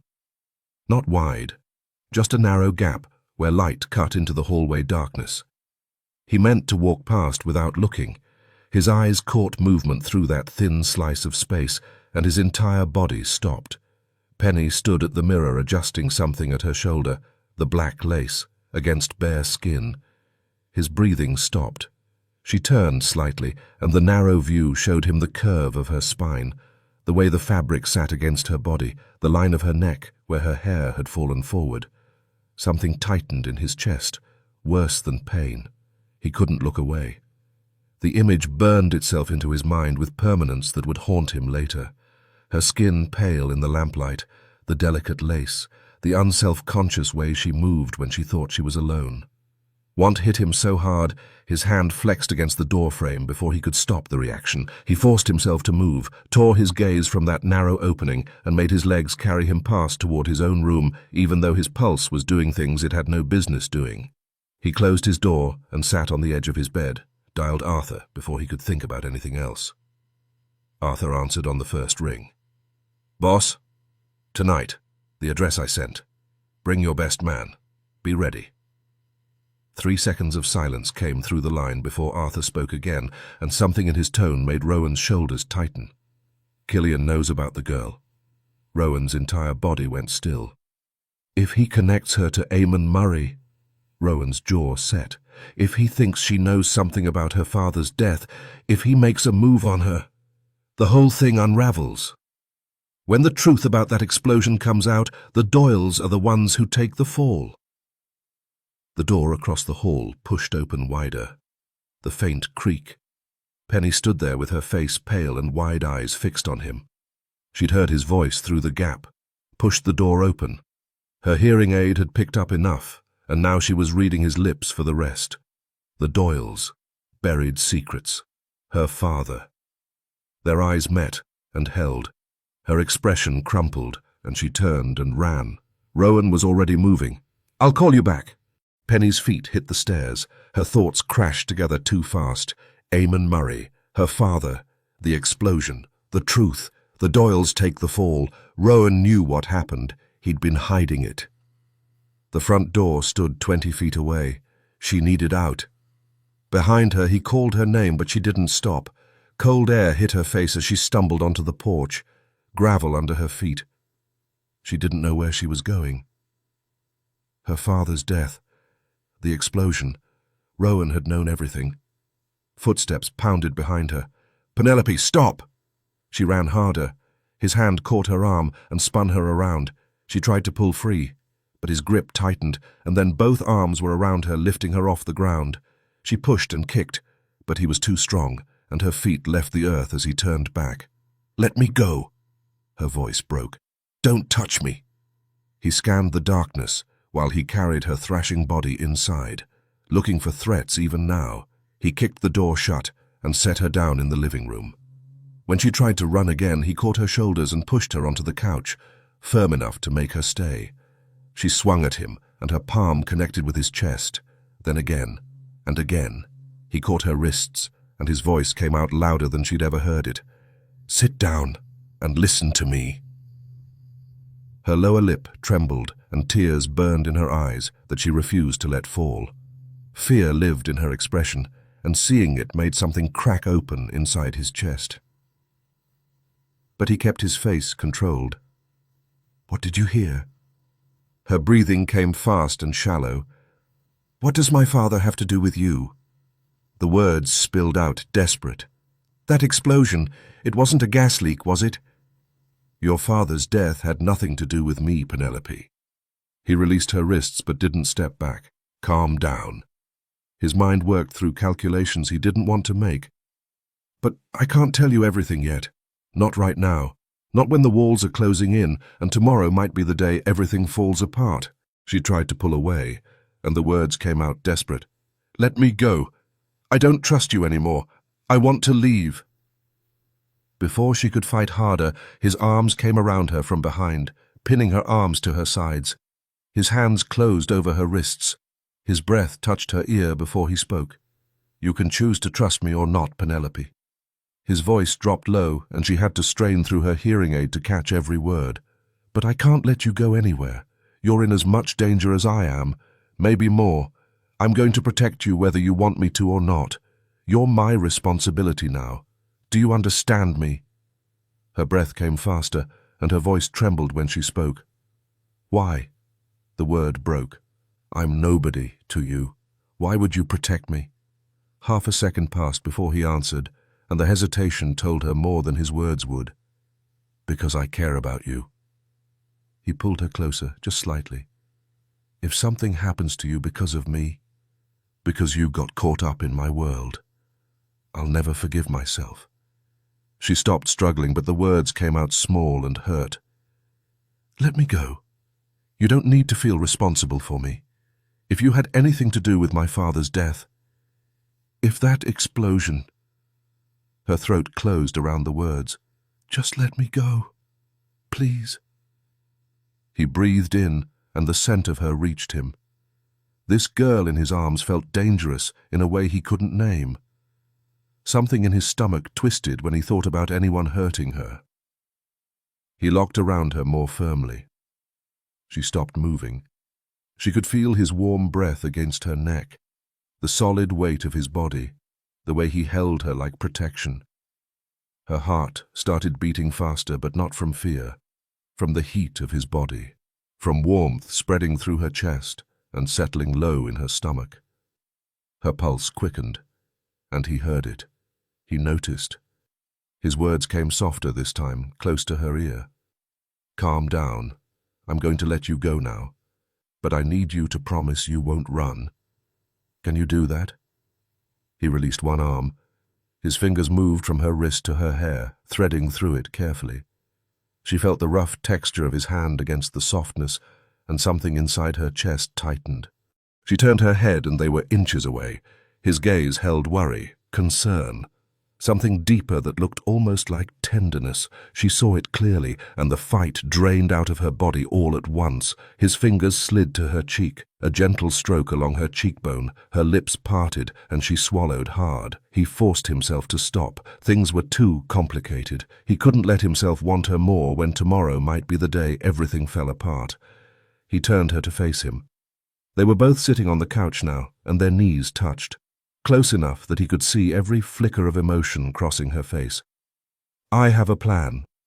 He held her gaze, and she saw something she'd never seen before, certainty, the kind that came from years of surviving impossible situations. "I'm going to get us both out of this. You and Nora." Her throat tightened, but she forced the words out anyway. "You need to explain." His thumb found her cheek again, and the gentleness of the touch didn't match the tension in his jaw or the hardness in his expression. "Tomorrow morning, when this is over." He paused, and she watched him measure what to say next. "I want you to stay here tonight. Lock the doors, close the curtains. I'll use my key when I come back." He pulled a paper from his pocket, and the movement brought them even closer on the couch. His fingers pressed it into her hand and lingered there for half a second longer than necessary. "If I don't come back by morning, call this number. Edmund will bring Nora and $5 million. Don't go to her. You could be followed." He stopped, and something shifted in his expression, something darker. "If you hear I'm dead, take Nora and leave. Go far. Never come near the Doyles again." Tears filled her vision, and she couldn't stop them. The thought of him not coming back made her chest hurt in a way she didn't understand. "Please tell me nothing's going to happen to you." He almost smiled, and the expression looked strange on him, like something he'd forgotten how to do. "I always have a plan, Penelope, but I need to know you'll be safe." The question came out barely louder than a breath. "Why?" He framed her face with both hands, thumbs resting against her cheekbones in a touch so careful it made her throat ache. "Because if I die, there might be men coming for you. I need to know you're alive somewhere safe." The words came out shaky and uncertain. "Is this guilt? Pity?" His attention dropped to her mouth and stayed there for 3 full seconds before lifting back. Very slowly he leaned in and pressed his lips to hers, almost touching, just the whisper of contact. Then he pulled back and rested his forehead against hers. She went completely still, shocked. He stood from the couch. She scrambled to her feet and caught his arm before he could take another step. He turned back in surprise. The words came out trembling, and she didn't try to hide it anymore. "You're hiding things." They tumbled out faster now, like if she didn't say them all at once, she'd lose her nerve completely. "I shouldn't trust you, but with you I feel safer than I've ever felt." Color climbed her neck. "You look at me like no one ever has. I don't want you to leave. I don't want something to happen to you." She stepped closer, wrapped her arms around him, pressed her face against his chest. He held her like she was something that might break if he wasn't careful enough. He lowered his face to her hair and breathed her in, and the scent of her made something in his chest tighten almost painfully. Then he kissed her forehead with a gentleness that didn't match anything else about him. She lifted her face. She rose onto her toes and kissed him before either of them could think better of it. He went still for half a second. Then something broke loose, and he kissed her back with everything he'd been holding in. He tightened his grip, and his mouth moved against hers with hunger he couldn't hide. They broke apart, both of them breathing hard. Neither moved for a long moment, just stood there, staring at each other like they'd both crossed a line they couldn't uncross. The words came out rougher than he meant them to. "I can barely stand to touch you. You deserve better." She took his hand and placed it over her heart where he could feel it racing beneath his palm. I want you to touch me." He shook his head slowly, just twice, side to side. "You'll regret this." She met his gaze without wavering, and he saw no doubt in her. None at all. "I don't care. What if I never see you again?" She pulled her sweater up and over her head in one slow, deliberate movement. She stayed locked on him the entire time, and he watched color flush across her skin as the fabric cleared her head and fell forgotten to the floor. The black lace sat against her pale skin like something she'd chosen just for this moment. Just for him. She stood before him, with all her beauty and fear and want written so clearly across her face that it made his chest ache. He couldn't look away. "You don't have to do this." His voice dropped to barely more than a whisper. "You don't owe me anything." She kissed him again, and this time there was no hesitation in it. "Before I die of embarrassment," her voice trembled, "please take me."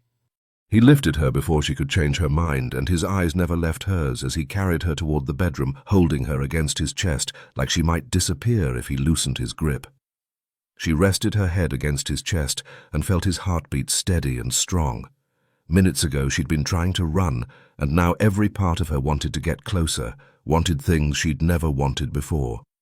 Whatever he was hiding, she'd chosen to believe he was protecting her, and right now she was releasing a hunger she'd never let herself taste.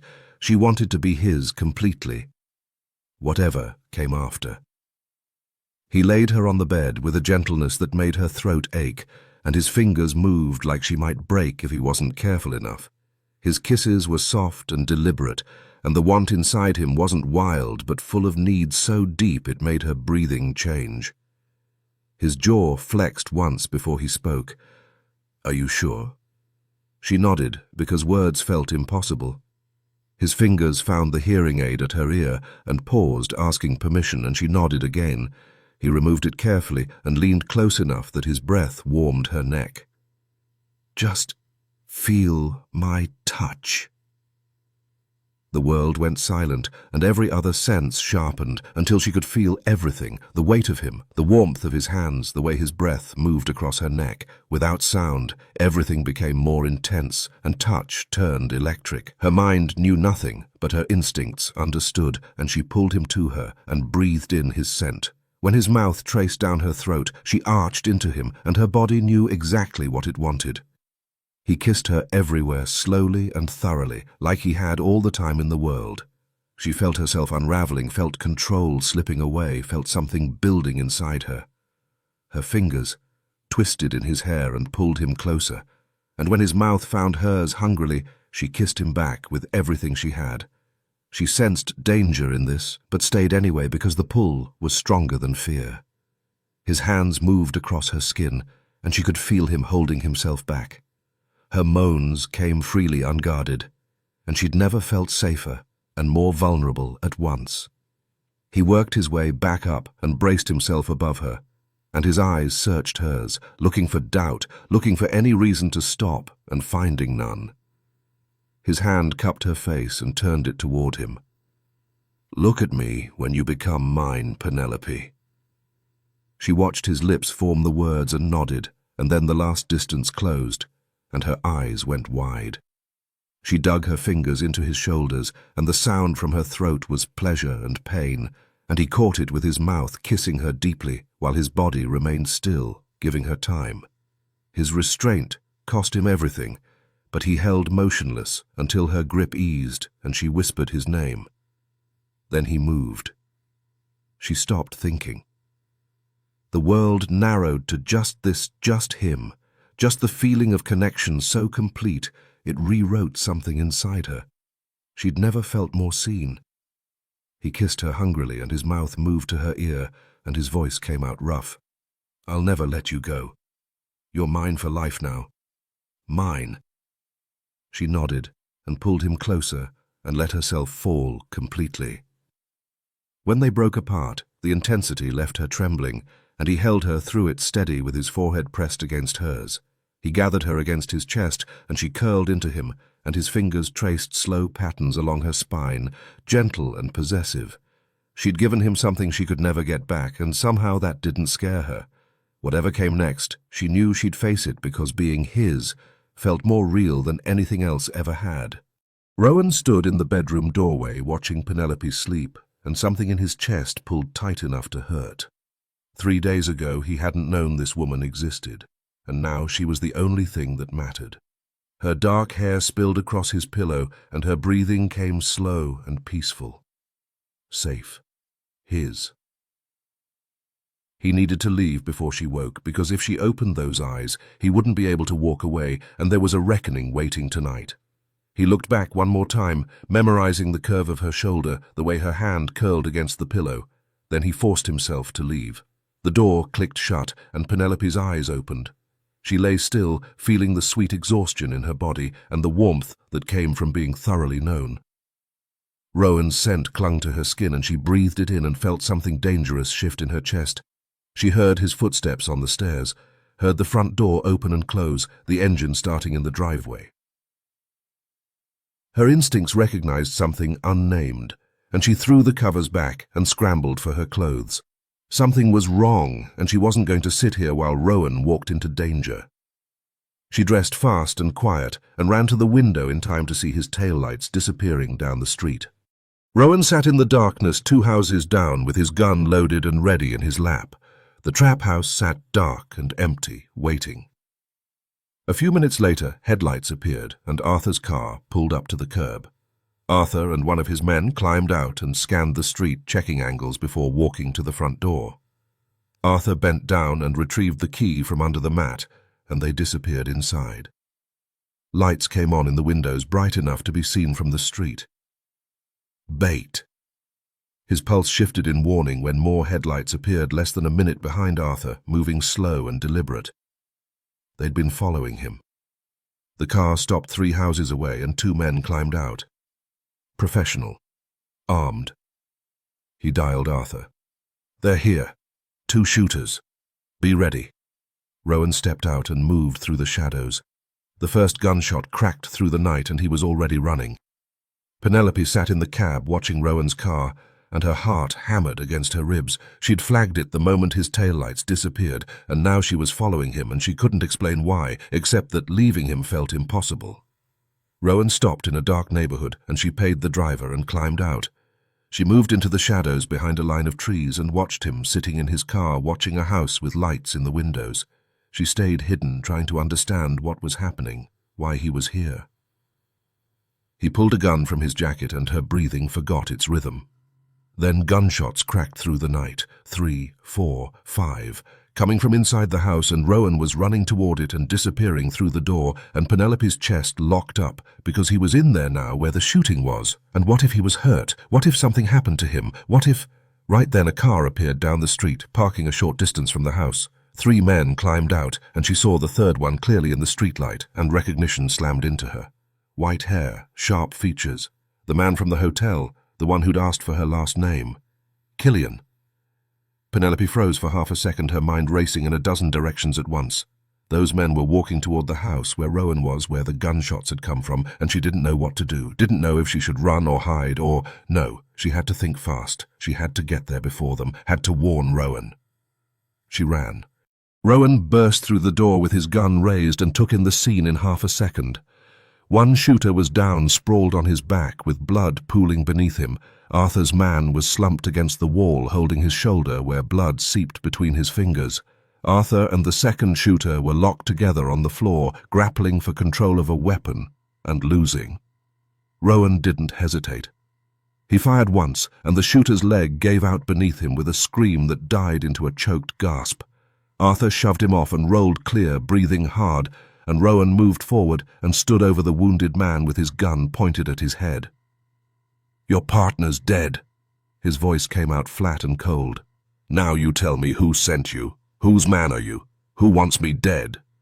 The shooter's face twisted in pain, but his mouth stayed shut, and Rowan lowered the gun to press it hard against the bleeding leg and watched the man's eyes go wide. "Last chance!" The door burst open. Penelope stood in the doorway, gasping for air, with her hair wild around her face and her eyes wide with fear and adrenaline, and Rowan's entire world stopped. She was supposed to be safe. She was supposed to be in his bed, where nothing could touch her. And instead, she was here, standing in a room full of blood and bodies with gunmen outside, and... His eyes went wide for half a second before fury slammed into place, because fury was easier than the terror clawing at his chest. "What the hell are you doing here?" The roar tore out of him loud enough to shake the walls. "I told you to stay at the house!" She flinched, but held her ground. Her chest heaved from running. No time to explain, no time for his anger. "They're coming!" The words rushed out breathless and urgent. "Killian and 2 others, right now!" Rowan and Arthur locked eyes across the room, and everything that needed to be said passed in that single look. Rowan grabbed her arm and pulled her into the storage closet, and Arthur knocked the shooter unconscious before killing the lights. The closet was barely wide enough for one person, and Rowan pulled Penelope against his chest and held her there with one arm, while his other hand gripped his gun. They were pressed so close together she could feel his heartbeat through his shirt and smell the leather and gunpowder on his skin and see the fury still burning in his eyes even in the darkness. He shook his head slowly, and she knew what he was thinking. "Why did you do this? Why did you risk everything?" She leaned close enough that her lips almost touched his ear and whispered so quietly the words were barely sound. "I wanted to help you." His hand came up in a sharp gesture. Silence. Through the crack in the closet door they could see 3 figures moving through the entrance, and Killian's voice cut through the darkness, calm and controlled, like he was discussing the weather instead of standing in a room full of blood. "Anyone still breathing?" "These 2. Killian pulled his gun and fired twice without hesitation, and Penelope's throat opened on a scream that Rowan caught with his palm pressed tight against her mouth, holding her shaking against him while her eyes went wide with horror. "Rowan. Arthur." Killian's voice carried the weight of someone who knew exactly where his prey was hiding. "I know you're here. Let's talk man to man. You're my nephew, Rowan. You know I won't hurt you, but you've been making moves that threaten the family.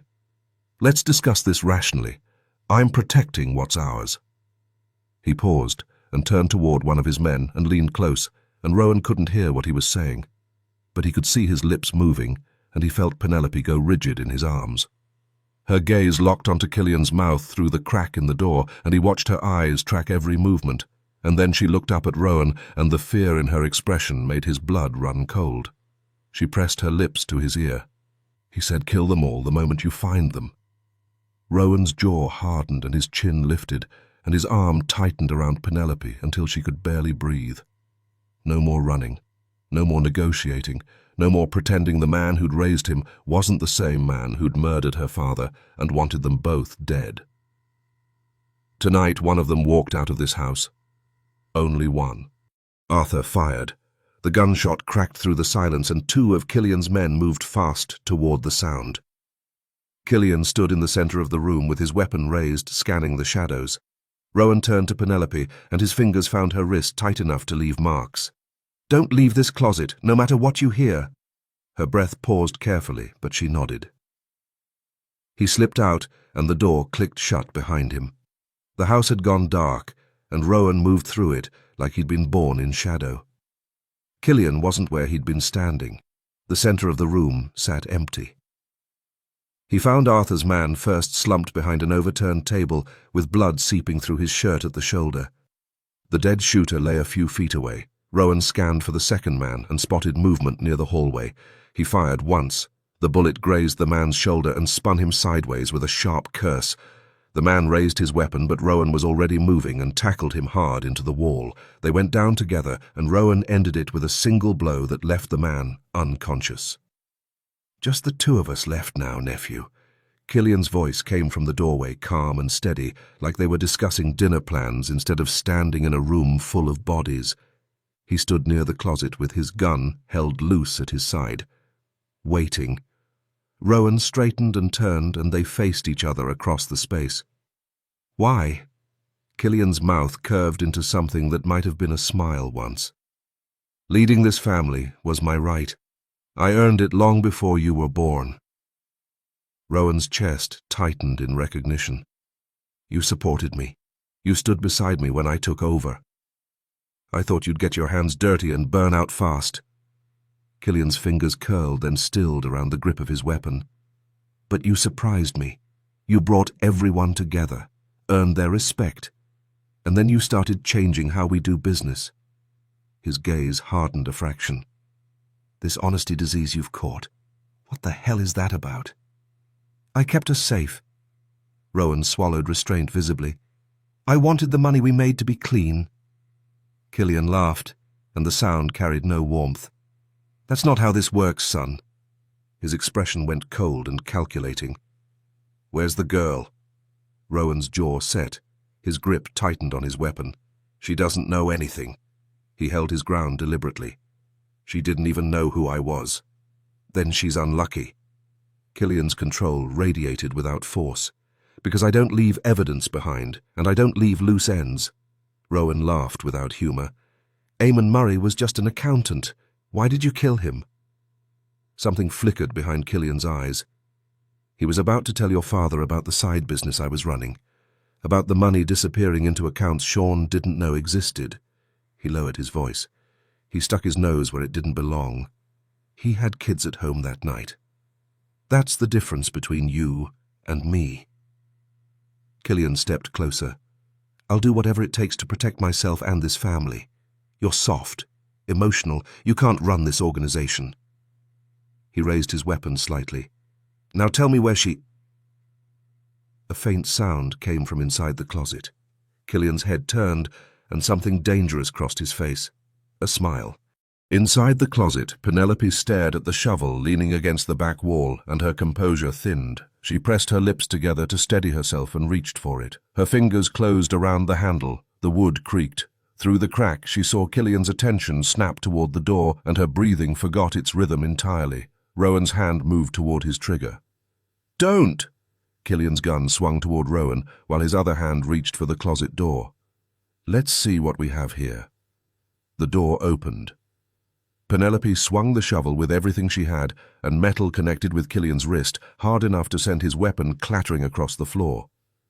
But he was faster than she expected. His arm wrapped around her throat and yanked her against him, and she couldn't breathe, couldn't move, and her vision started to narrow at the edges. Rowan took a step forward, his weapon trained on Killian's skull. Let her go. Killian's grip tightened. His voice stayed calm against her ear. I can snap her neck with one move. He pulled her closer. You know I can. Rowan's finger moved to the trigger. His voice dropped to ice. And I'll put a bullet through your skull. Killian laughed. Yeah, after she's dead. For half a second, nobody moved. Rowan's gaze locked onto Penelope, and she saw something in his eyes that looked like fear. She was gasping for air, trying to stay upright, trying to show him she wasn't broken. Then a woman's voice cut through the tension. Let the girl go, Killian. Everyone turned. Maeve stood in the doorway with a gun pointed steady at the back of Killian's head. Her face looked older than Penelope had ever seen it. Nobody from my family dies tonight. And you let that innocent girl go right now. Killian went rigid. Maeve, don't get involved in this. Sirens wailed in the distance, growing louder. His head snapped toward the sound. Recognition hit. Then his gaze whipped back to her. What did you do? Her expression didn't change, steady as stone. I gave the police the file hours ago. They've been waiting for my signal. She paused. The explosion report. The one we've been hiding for 15 years. The color drained from his face. You betrayed me. Her throat moved, but her hand stayed steady on the weapon. You betrayed me when you decided to kill Rowan. She swallowed what looked like pain. You know I love that boy like my own son. You didn't leave me a choice. The sirens screamed closer. Blue and red lights flashed through the windows, and car doors slammed outside. Heavy boots hit the porch. Boston PD, drop your weapons! Killian's arm loosened, and Penelope tore free and stumbled forward. Rowan caught her and pulled her behind him in one motion while keeping his gun trained on Killian. Officers flooded through the door. They took Killian first, slamming him face down and cuffing his wrists, while he stared at Maeve with something that might have been betrayal or rage or both. He didn't fight, just stared at her with that look. "You'll regret this," he said. Maeve lowered her weapon slowly. Something broke in her expression. "I already do." Her voice came quieter. "But I'll live with it." They dragged him out. Penelope ran to Rowan, and his arms came around her and held tight. She buried her face against his chest and felt his heartbeat pounding and his breath coming fast. The night was over, but she didn't know yet that the hardest part was still coming. The ambulances sat with their lights spinning. Rowan leaned against one while a paramedic cleaned his shoulder. Arthur sat inside getting his wound wrapped. They talked in low voices about next steps and damage control. Penelope stood watching with Maeve beside her. Her pulse steadied, but something in her chest wouldn't settle. Every few seconds, Rowan's eyes found hers and held before the doctor pulled his attention back. She felt unexpectedly seen. Maeve moved closer and her voice came out gentle. "You must have been terrified tonight." Penelope smiled faintly and nodded. "I was. But with Rowan, I always felt safe." Maeve's expression softened momentarily before going carefully neutral. "That's the problem, Penelope. You can't be safe with him anymore." Penelope blinked and turned to look at her properly. "There's a car coming for you." Maeve nodded toward the end of the street. "Nora's already inside waiting. You're leaving Boston tonight. Money in an account. Enough to start over." She paused. "You don't come back. You don't contact Rowan." The words didn't land at first. "Why?" "Because this is who we are. We hurt each other even when we love. We have fortunes to protect. Connections." Her gaze held steady. "Feelings can't come before responsibility." Penelope shook her head. "I love him." "I know." Maeve's smile carried no warmth. "We don't love in this family. We make arrangements." She glanced toward Rowan. "And if he's going to lead, his emotions can't get in the way." Headlights appeared down the street, moving toward them. "Now you're going to walk to that car." Maeve's voice went quieter. "And you're going to disappear. For good." Penelope's throat moved around unspoken words, and her eyes burned. She looked at Rowan. He smiled at something the paramedic said, and turned back to Arthur like nothing in the world was wrong. Maeve caught her hand and squeezed hard enough to hurt. "If you don't, I'll find out where you are, and it won't be good for Nora." Her eyes searched Penelope's face. "You love your sister, don't you?" Penelope nodded because she couldn't speak. "Good." Maeve released her hand. "I love Rowan the same way. Don't worry. You'll have a comfortable life. Now go. Don't make your sister wait any longer." The car pulled up and stopped. Through the window, Penelope could see Nora in the back seat looking worried and relieved all at once. Penelope walked forward, and each step felt like breaking. Her breathing normalized slowly, but her heart stayed fractured. She reached the car, and Nora opened the door, looking worried and relieved. "I'm here. I'm okay." She turned back one last time. Rowan was talking to Arthur, his hands moving, the man she'd given herself to, the man she was leaving without a word. She climbed in, and tears slid down her face as the door closed and the engine started and Boston disappeared behind them. The ambulances sat with their lights spinning. Rowan leaned against one while a paramedic cleaned his shoulder. Arthur sat inside getting his wound wrapped. They talked in low voices about next steps and damage control. Penelope stood watching with Maeve beside her. Her pulse steadied, but something in her chest wouldn't settle. Every few seconds, Rowan's eyes found hers and held before the doctor pulled his attention back. She felt unexpectedly seen. Maeve moved closer, and her voice came out gentle. "You must have been terrified tonight." Penelope smiled faintly and nodded. "I was. But with Rowan, I always felt safe." Maeve's expression softened momentarily before going carefully neutral. "That's the problem, Penelope. You can't be safe with him anymore." Penelope blinked and turned to look at her properly. "There's a car coming for you." Maeve nodded toward the end of the street. "Nora's already inside waiting. You're leaving Boston tonight. Money in an account. Enough to start over." She paused. "You don't come back. You don't contact Rowan." The words didn't land at first.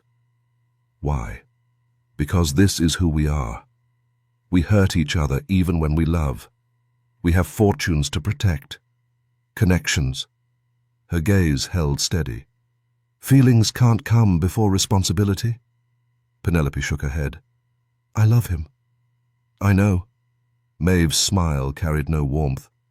"We don't love in this family. We make arrangements." She glanced toward Rowan. "And if he's going to lead, his emotions can't get in the way." Headlights appeared down the street, moving toward them. "Now you're going to walk to that car." Maeve's voice went quieter. "And you're going to disappear for good."